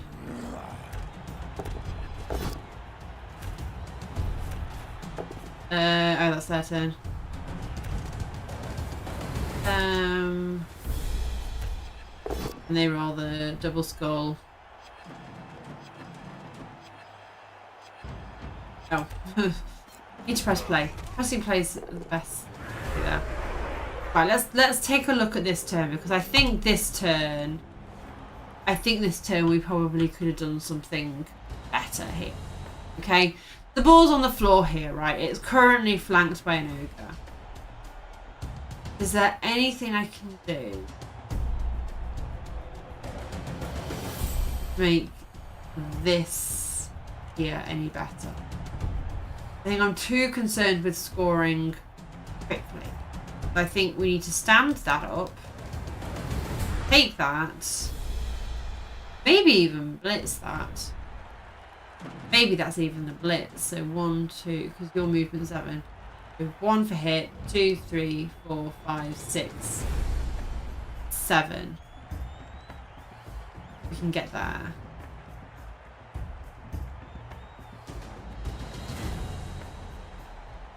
Could do a rush to the back. That's some option. We do that, right? I'd like for the replay to show how much time is left in the turn in the time bank after. Yeah, that would be helpful. That would be very helpful. So we've got 2 dice here. It ends up being a push. That's fine. That's that, right? That. Yeah, that's not a great situation. So realistically, we're not going to do anything with this ogre, right? That's probably not happening. So what if we just hit that? We just hit that away. Ooh, buzz. Okay. We just hit the catcher away. We just push that away. Come over here. We can potentially blitz this. Then blitz that away. Then we can hit that. Yeah, hit that away. Bring that in there. Blitz that away. Hit that. Then all of a sudden this opens up a lot more, doesn't it? Yeah, I think actually this here was a better thing to go for than whatever I went for here.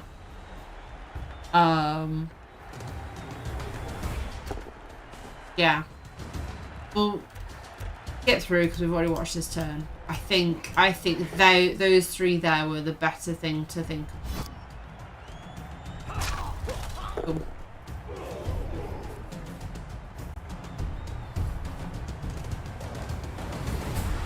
Yeah, because now they've got all these players in a really good position. Handoff doesn't make it, don't have the... So they unfortunately don't make it. But yeah, I think on my end, those 3 there would have been a better one to focus on. So we get the catch now, which is nice. Then... 1 dice blitz. Again, another 1 dice blitz. Could I have made this any better? Bring the ogre in here. Stood there and blitzed in that way, potentially. Or was there something else I was trying to do? Back. Is the ogre free? Ah, no, the ogre's not free. Good point. You can't see that the ogre's not free. This is the situation, right? There's my... Okay. So, the thrower is down here. Oh, yellow's not going to work. Yellow is not going to work with pink. Thrower is down here, right? You can go in there nice and easy. You're already blocking out that assist. So, we could put you in there, and then you dodge out and go for the blitz. There. Right? Hit that way, and then we've got 1, 2, 3 players. 1, no, not that. 1, 2, 3 players. So this one, blitz. Surrounding the ball then. Yeah? We've then got these 2 who could potentially do something. You could do the hit there. That's just a free hit, right? You're out of this. You're out of this. You're not available. Then the only one left is the thrower, right? I'm gonna... This one. So if that's suddenly removed, we've got this dodge here that we could do, potentially. And the thrower's movement 7, I think? Though the 1 dice was the best dodge. I think you might be right.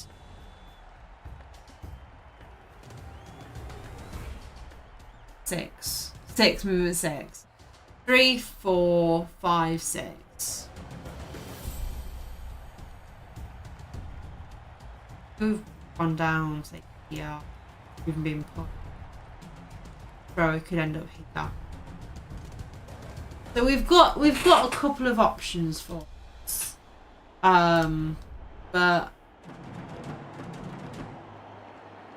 yeah. So we get the catcher out of the way. That's just the first thing that happens.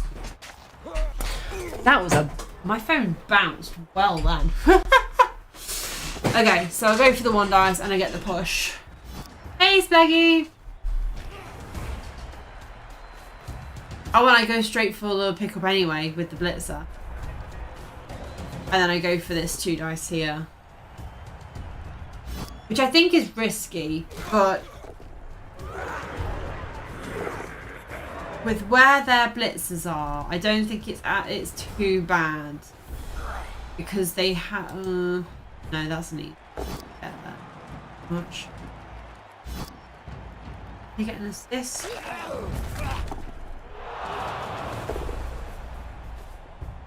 Yeah, they. Yeah. No. Okay, no, that was not.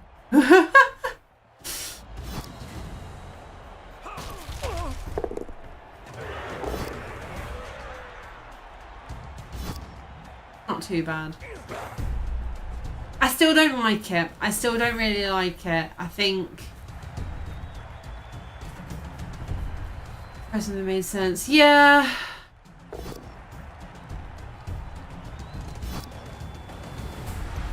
I think the problem is my team is too far pulled apart. Like, we've got the ogre down here, 1 blitzer there, 1 blitzer there, these 2 down here, throwers there. Like, everything's just really far apart and all over the place. So I think I need to be a bit tighter in my play style. I think I need to be a bit more confined together, which is ironic because usually I like make a great big mess in the middle. And that's what I know. I know I can make big messes in the middle, and quite often I'll wriggle my way out of those messes. But here, I just... I don't know what I did. I have a collection of players. Yes, that is exactly it. I have a collection of players, but not a team. And I don't know how to utilise the team. So, yeah. So, right, let's have a look at what our options are then, while we're paused.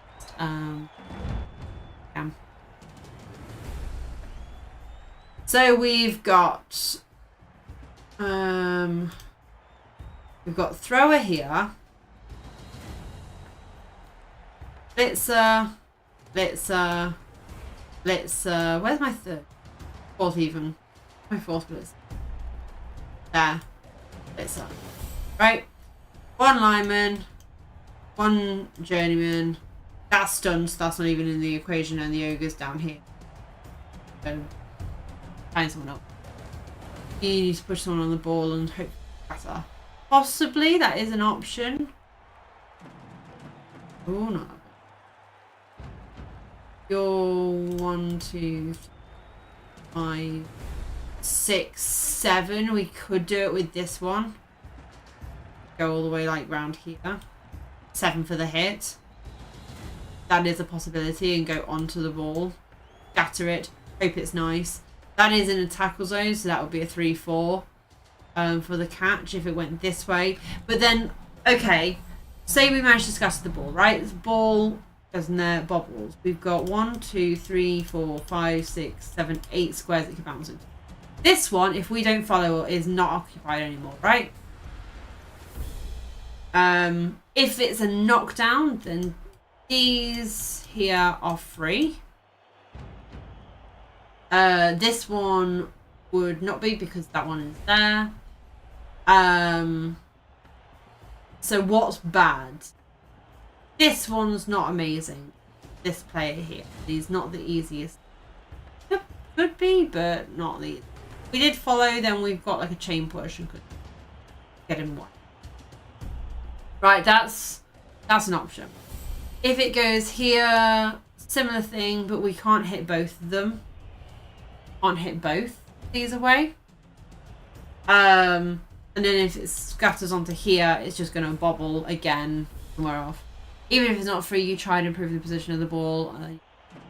That's strategy and pass rolls. Yeah, that is also true.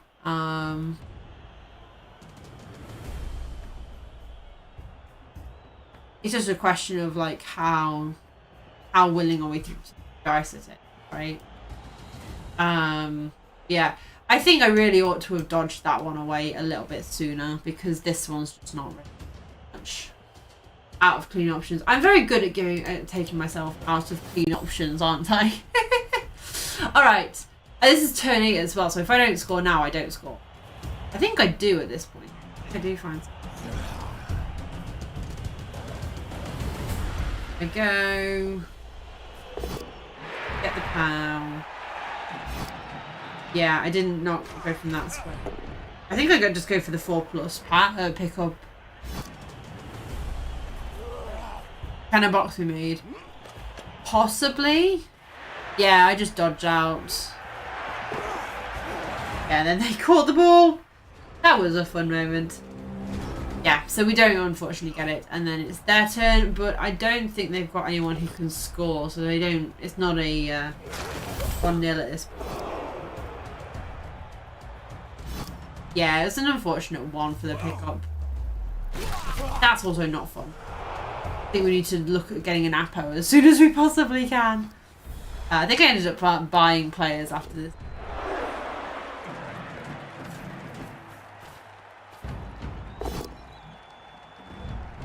That. Ow, I forgot that Jimmy died in this one. Yeah, that was the cheeky Jimmy death. That's 2 games, 2 deaths. So, yeah.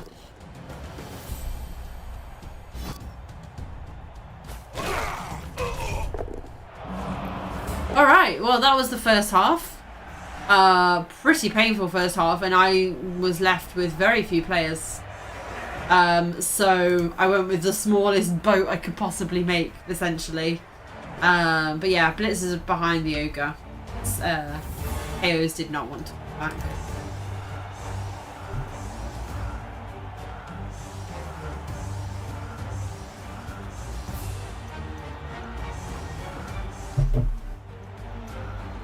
Goes in and pass to him while taking.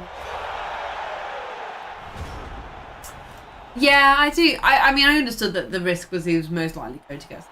So yeah, I can understand why you'd say that though. Okay, so just quick look at the setups. They've just moved this lineman, I think. But yeah, he's done a very similar thing to what I did with setting up. Not put all the blitzes on the line of scrimmage, which I think is interesting. I guess they're probably going to try and snipe them back. Which, yeah, I think they go for a very quick score here. There wasn't a huge amount I could do. I do get an extra reroll for this half, though. Quite nice. Yeah, they're just pushing down, using their numbers to their advantage.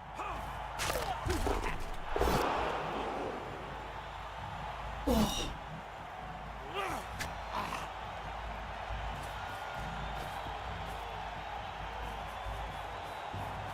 Throw goes to the ball. Get up. Goes to the pass. No pass. Ogre both downs, which is unfortunate, but there we go. Tends to leave one blitzer out with the line screen to myself. Guarantee a blitz with the block. Yeah, I mean, I use all 4 anyway, so usually one of them doesn't get a hit. But yeah, I can understand that. 2 different ways of looking at it, I suppose. Go push. I'm not going to strongly defend this if I remember correctly. And I think I wouldn't change that even now because I'm down so many numbers. Trying to force...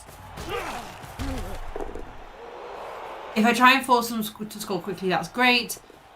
Because then that means I might get more players back because they are KO'd. They're not injured. There's 2 injured, but 2 are KO'd. If I can force a quick score, that's the best outcome for me because it means that they won't be taking too many blocks against players.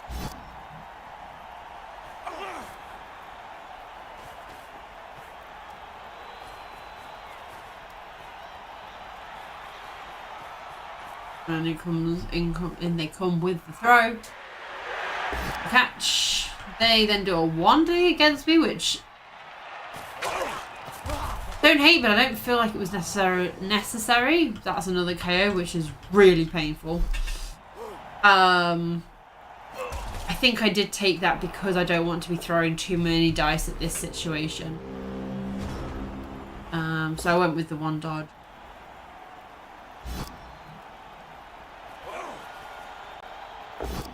I think my plan was just to try and get in front of them a little bit.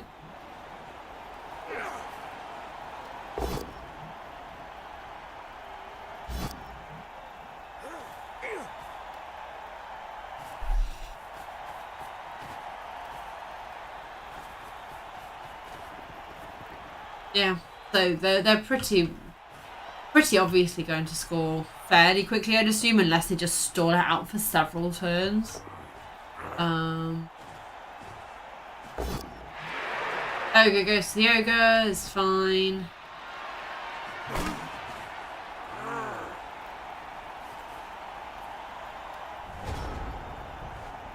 So, let's just do a quick pause and have a look and see what could we potentially do here, right? What is our plan? Because on the other humans, this is what their game looks like, right? They're really deep into my half. They've made any dodging play basically impossible. So where do we aim for? I think I ended up going for this. Try and like come round a little bit. So you can bring in the journeyman. Probably there. You don't want to put it there and then it like you push it in and then it having tackle zones and you just blocking yourself in. You'll probably bring that over there. Blitz from there to hit there. If you knock down follow so you can go maybe another square. Was it 3, 4, 5, 6, 7? Yeah. So you could get to there pretty quickly. Potentially dodge out. That one can't really do much. You tag up something. Maybe put the ogre into tag as well. Yeah, there's a few things you could do to try and like bring it around a little bit. You don't want to try and go straight through. So I actually do try and go through this way, I think. Yeah, because I can guys on that. But then I can't get through because that's now blocking my angle.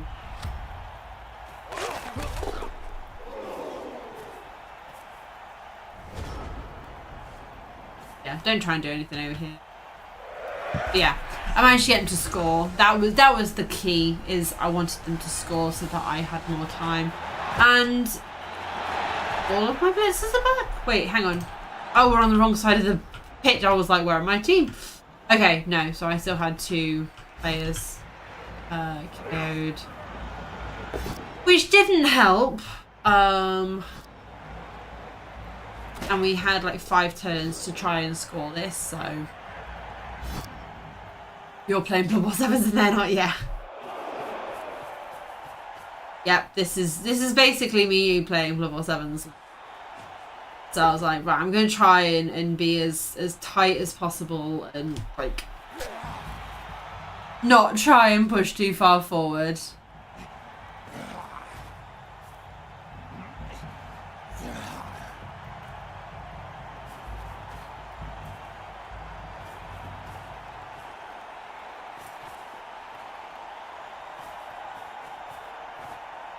Looking very symmetrical. Because they're just trying to cover both sides. But then again, at the same time, like... So, my thoughts immediately are there is a catcher there, right? There's a catcher, and that's a strength 2 piece. So that automatically makes that the weaker side, right? So, in my head, I'm thinking, how can we break through this side and potentially push. We can't move far because we've only got move 7. 1, 2, 7. We've got 4 turns, so we want to push. We want to push.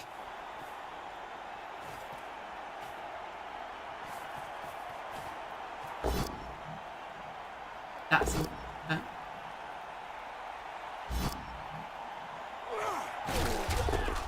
I think I was trying to make space for myself, but I don't know if that's necessarily the best place for them to go, given that that's marked. But I have put another blitzer there, so I don't know. So I moved that back because I think because I thought it would be too easy to get hit. But I'm looking at this and it's like that worries me. I think that's why I put that there. I don't know if that's necessarily the safest place. Oh dear me.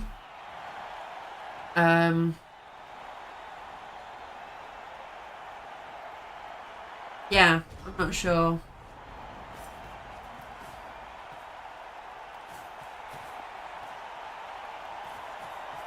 So they bring all their players around over to this side.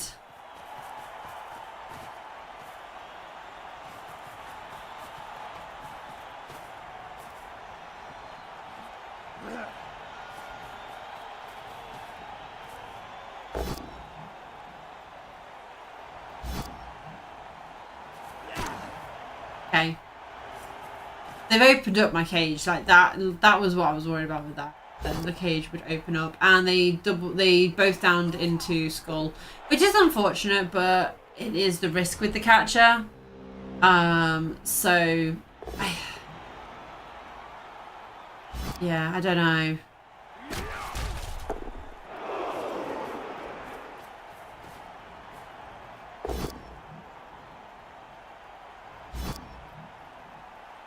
I think I was trying to free this one up so that I could go and blitz something else. What do I go blitz that one?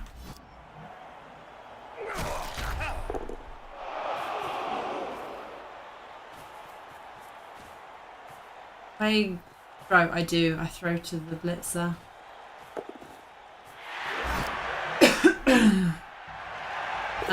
Yeah, I put the reroll into that.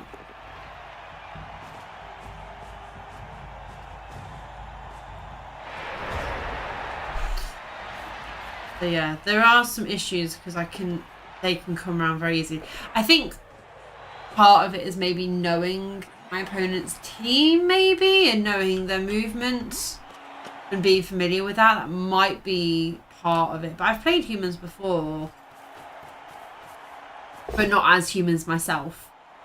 That's the biggest thing here. I'm surprised they put the reroll into that hit. I know they wanted to move this forward. You get the chain push. Yeah,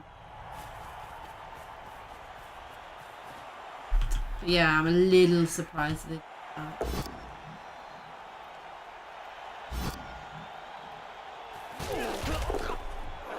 More blocks. And then a dodge. Okay, so yeah, I just I was going to pause and say let's have a look at my options, but I think ultimately any option I did have was basically roll more dice than it would be to just roll a dodge.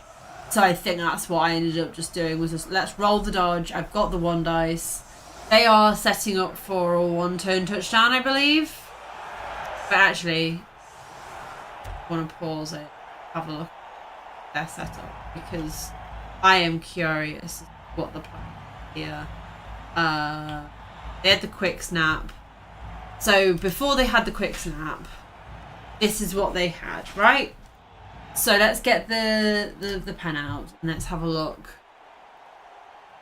at what they can do. So they presumably... See, this is the thing. I don't understand. If this is a 1-turn touchdown, where are they going to hit from? Because if they hit from here, that's terrible. They hit from this square to there. they're going to get pushed there. I am going to get pushed there, right? That's just going to happen. But then if they blitz from there, then I'm just going to get pushed there. So unless they're just moving that there, but then why not just set it up there? Does that make sense? Like, why go through all of this? I have arrows. Why not? Yeah. Blitzing from there. I'd go there. So why not just put that in there in the first place? Right? So this is going here, isn't it? Yeah. Let's say they have put things in the correct places. And they've got I don't know why they're trying to go from this side either. Honestly. In my mind, this side would be easier to do the one-tone touchdown from. Because you've got the two humans there, you've got the two pieces there. You've got more ways to generate pushes, whereas this is on its lonesome and doesn't have anything there and there to help forward even more. So I don't know. I don't know if they're just not experienced with doing one-tone touchdowns, or if they have their own method.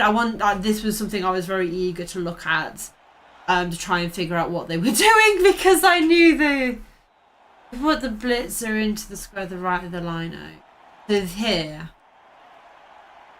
and blitz on the diagonal. Oh, you mean here? Sorry, you are looking in. So you mean bring, probably not that one. All the way around. 1, 2, 3, 7. Yeah, could do. And then go on blitz from there. Yeah. And then push into there. Which would then push into there. Which that would then push for. That's in the wrong spot. I was going to say that's now in the wrong spot, isn't it? Yeah, so you do the hit there, do a hit here. No, you wouldn't be able to hit from that. So this would hit, right? Meaning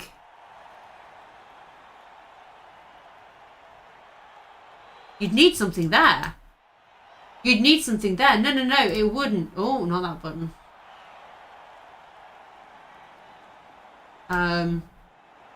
You'd hit here.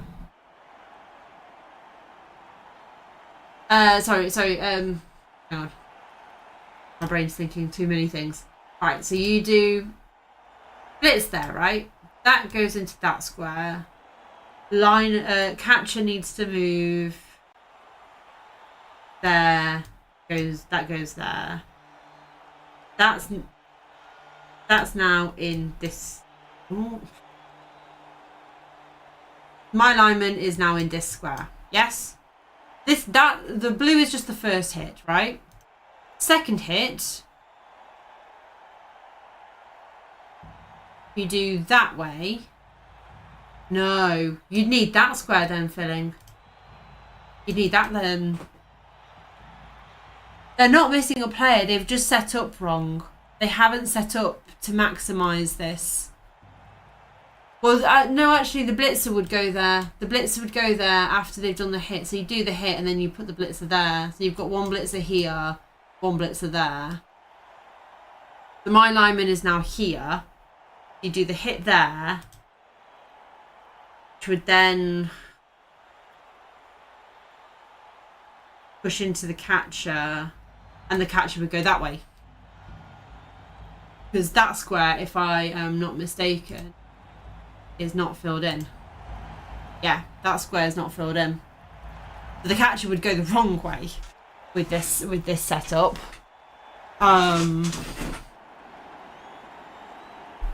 They've got this player. They've got this player. I mean, they've got space. They could move these players in, and if they'd put these players at the back and stuff, it would have worked.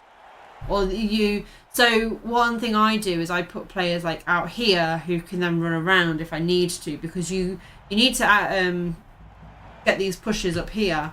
So for a Hatcher who's movement 8, right? 1, 2, 3, 4, 5, 6, 7, 8 rush. So they need to be pushed to this square here, right?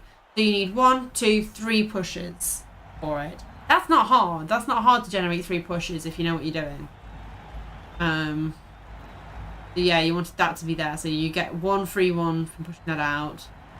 Probably, yes, you'd want that filled in. Yeah, and you can do it pretty easily.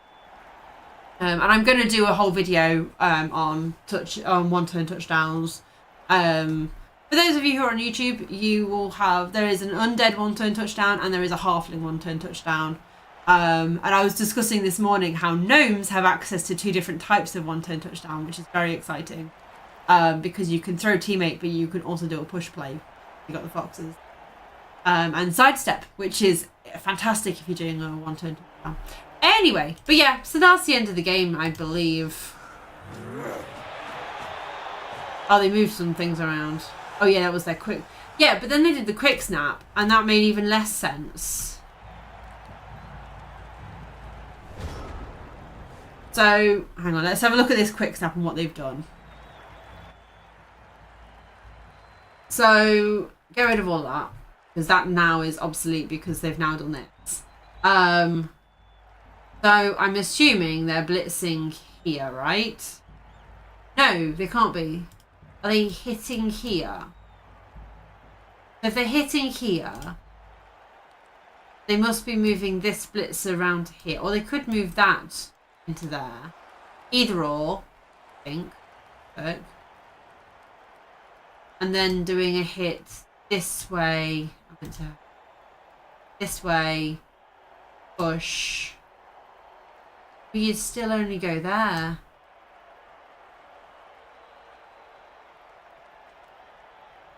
You'd still only get into that open square. Yeah. Yeah, you can save the blitz for later. That is an option. I did it with my undead.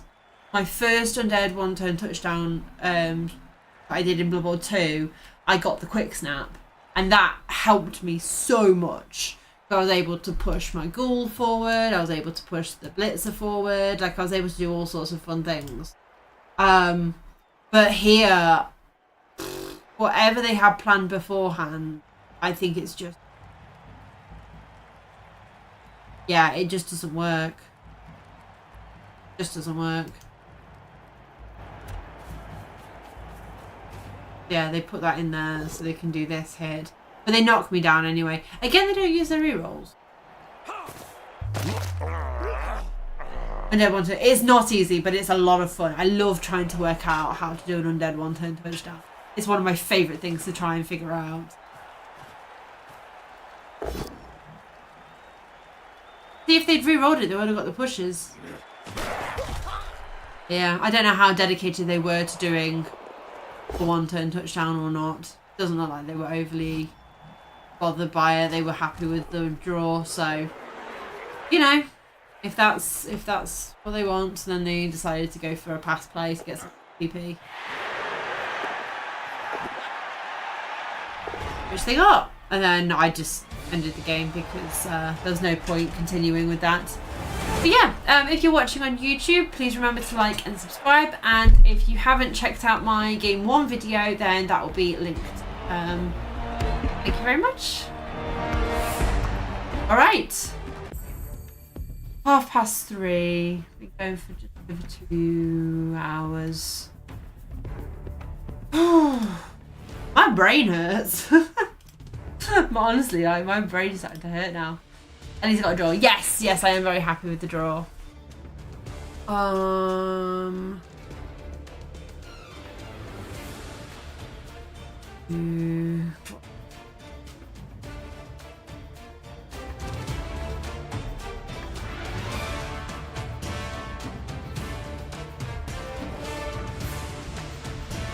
Is it bad?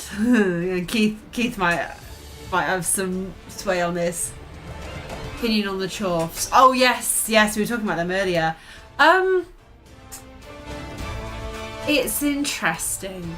It's very interesting. I'm not sure I overly like... Sorry, I need to open my window. It's getting way too hot. What's the thing on the wall in the back left? That.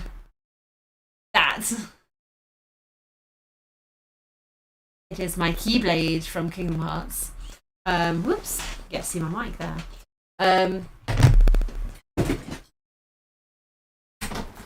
Oh, it's too warm in here. There we go.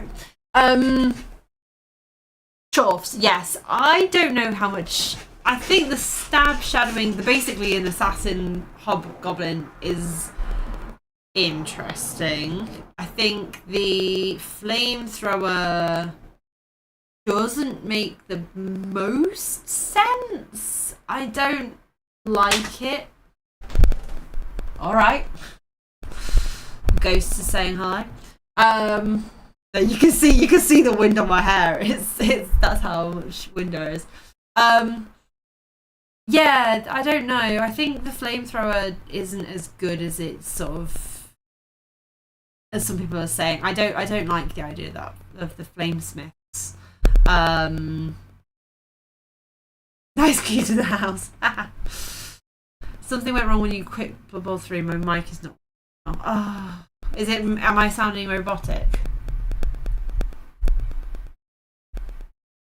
Is that any better?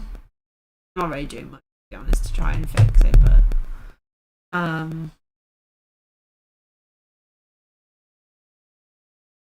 yeah, I mean, I'm not really much of a Chorf player anyway, so yeah.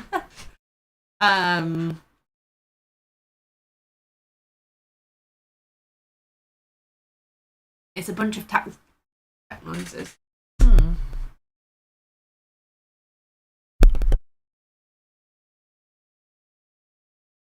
It's on the correct setting, but I don't know. It tends to be a bit hit and miss at different points. I filmed a YouTube video earlier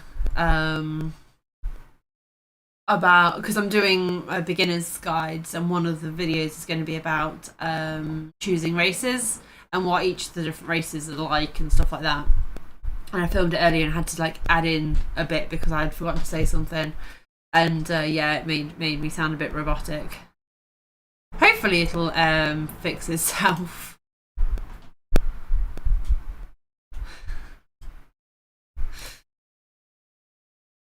But yeah, Chorfs, I don't know how I feel about them. Right, my brain, I was thinking, would we like to play a little bit of Supermarket Simulator? Because I don't know if you guys have seen Keith play it, but it is so much fun. And it's a really chilled out game. What do we think?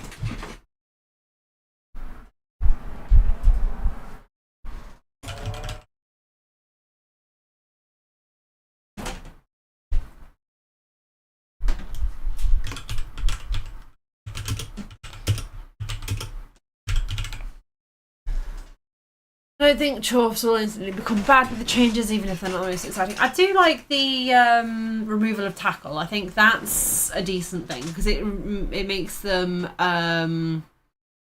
different from dwarves. Then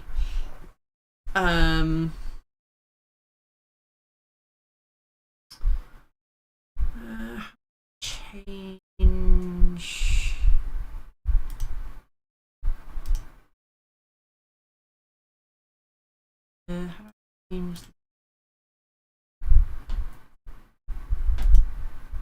There we go. Starting up my own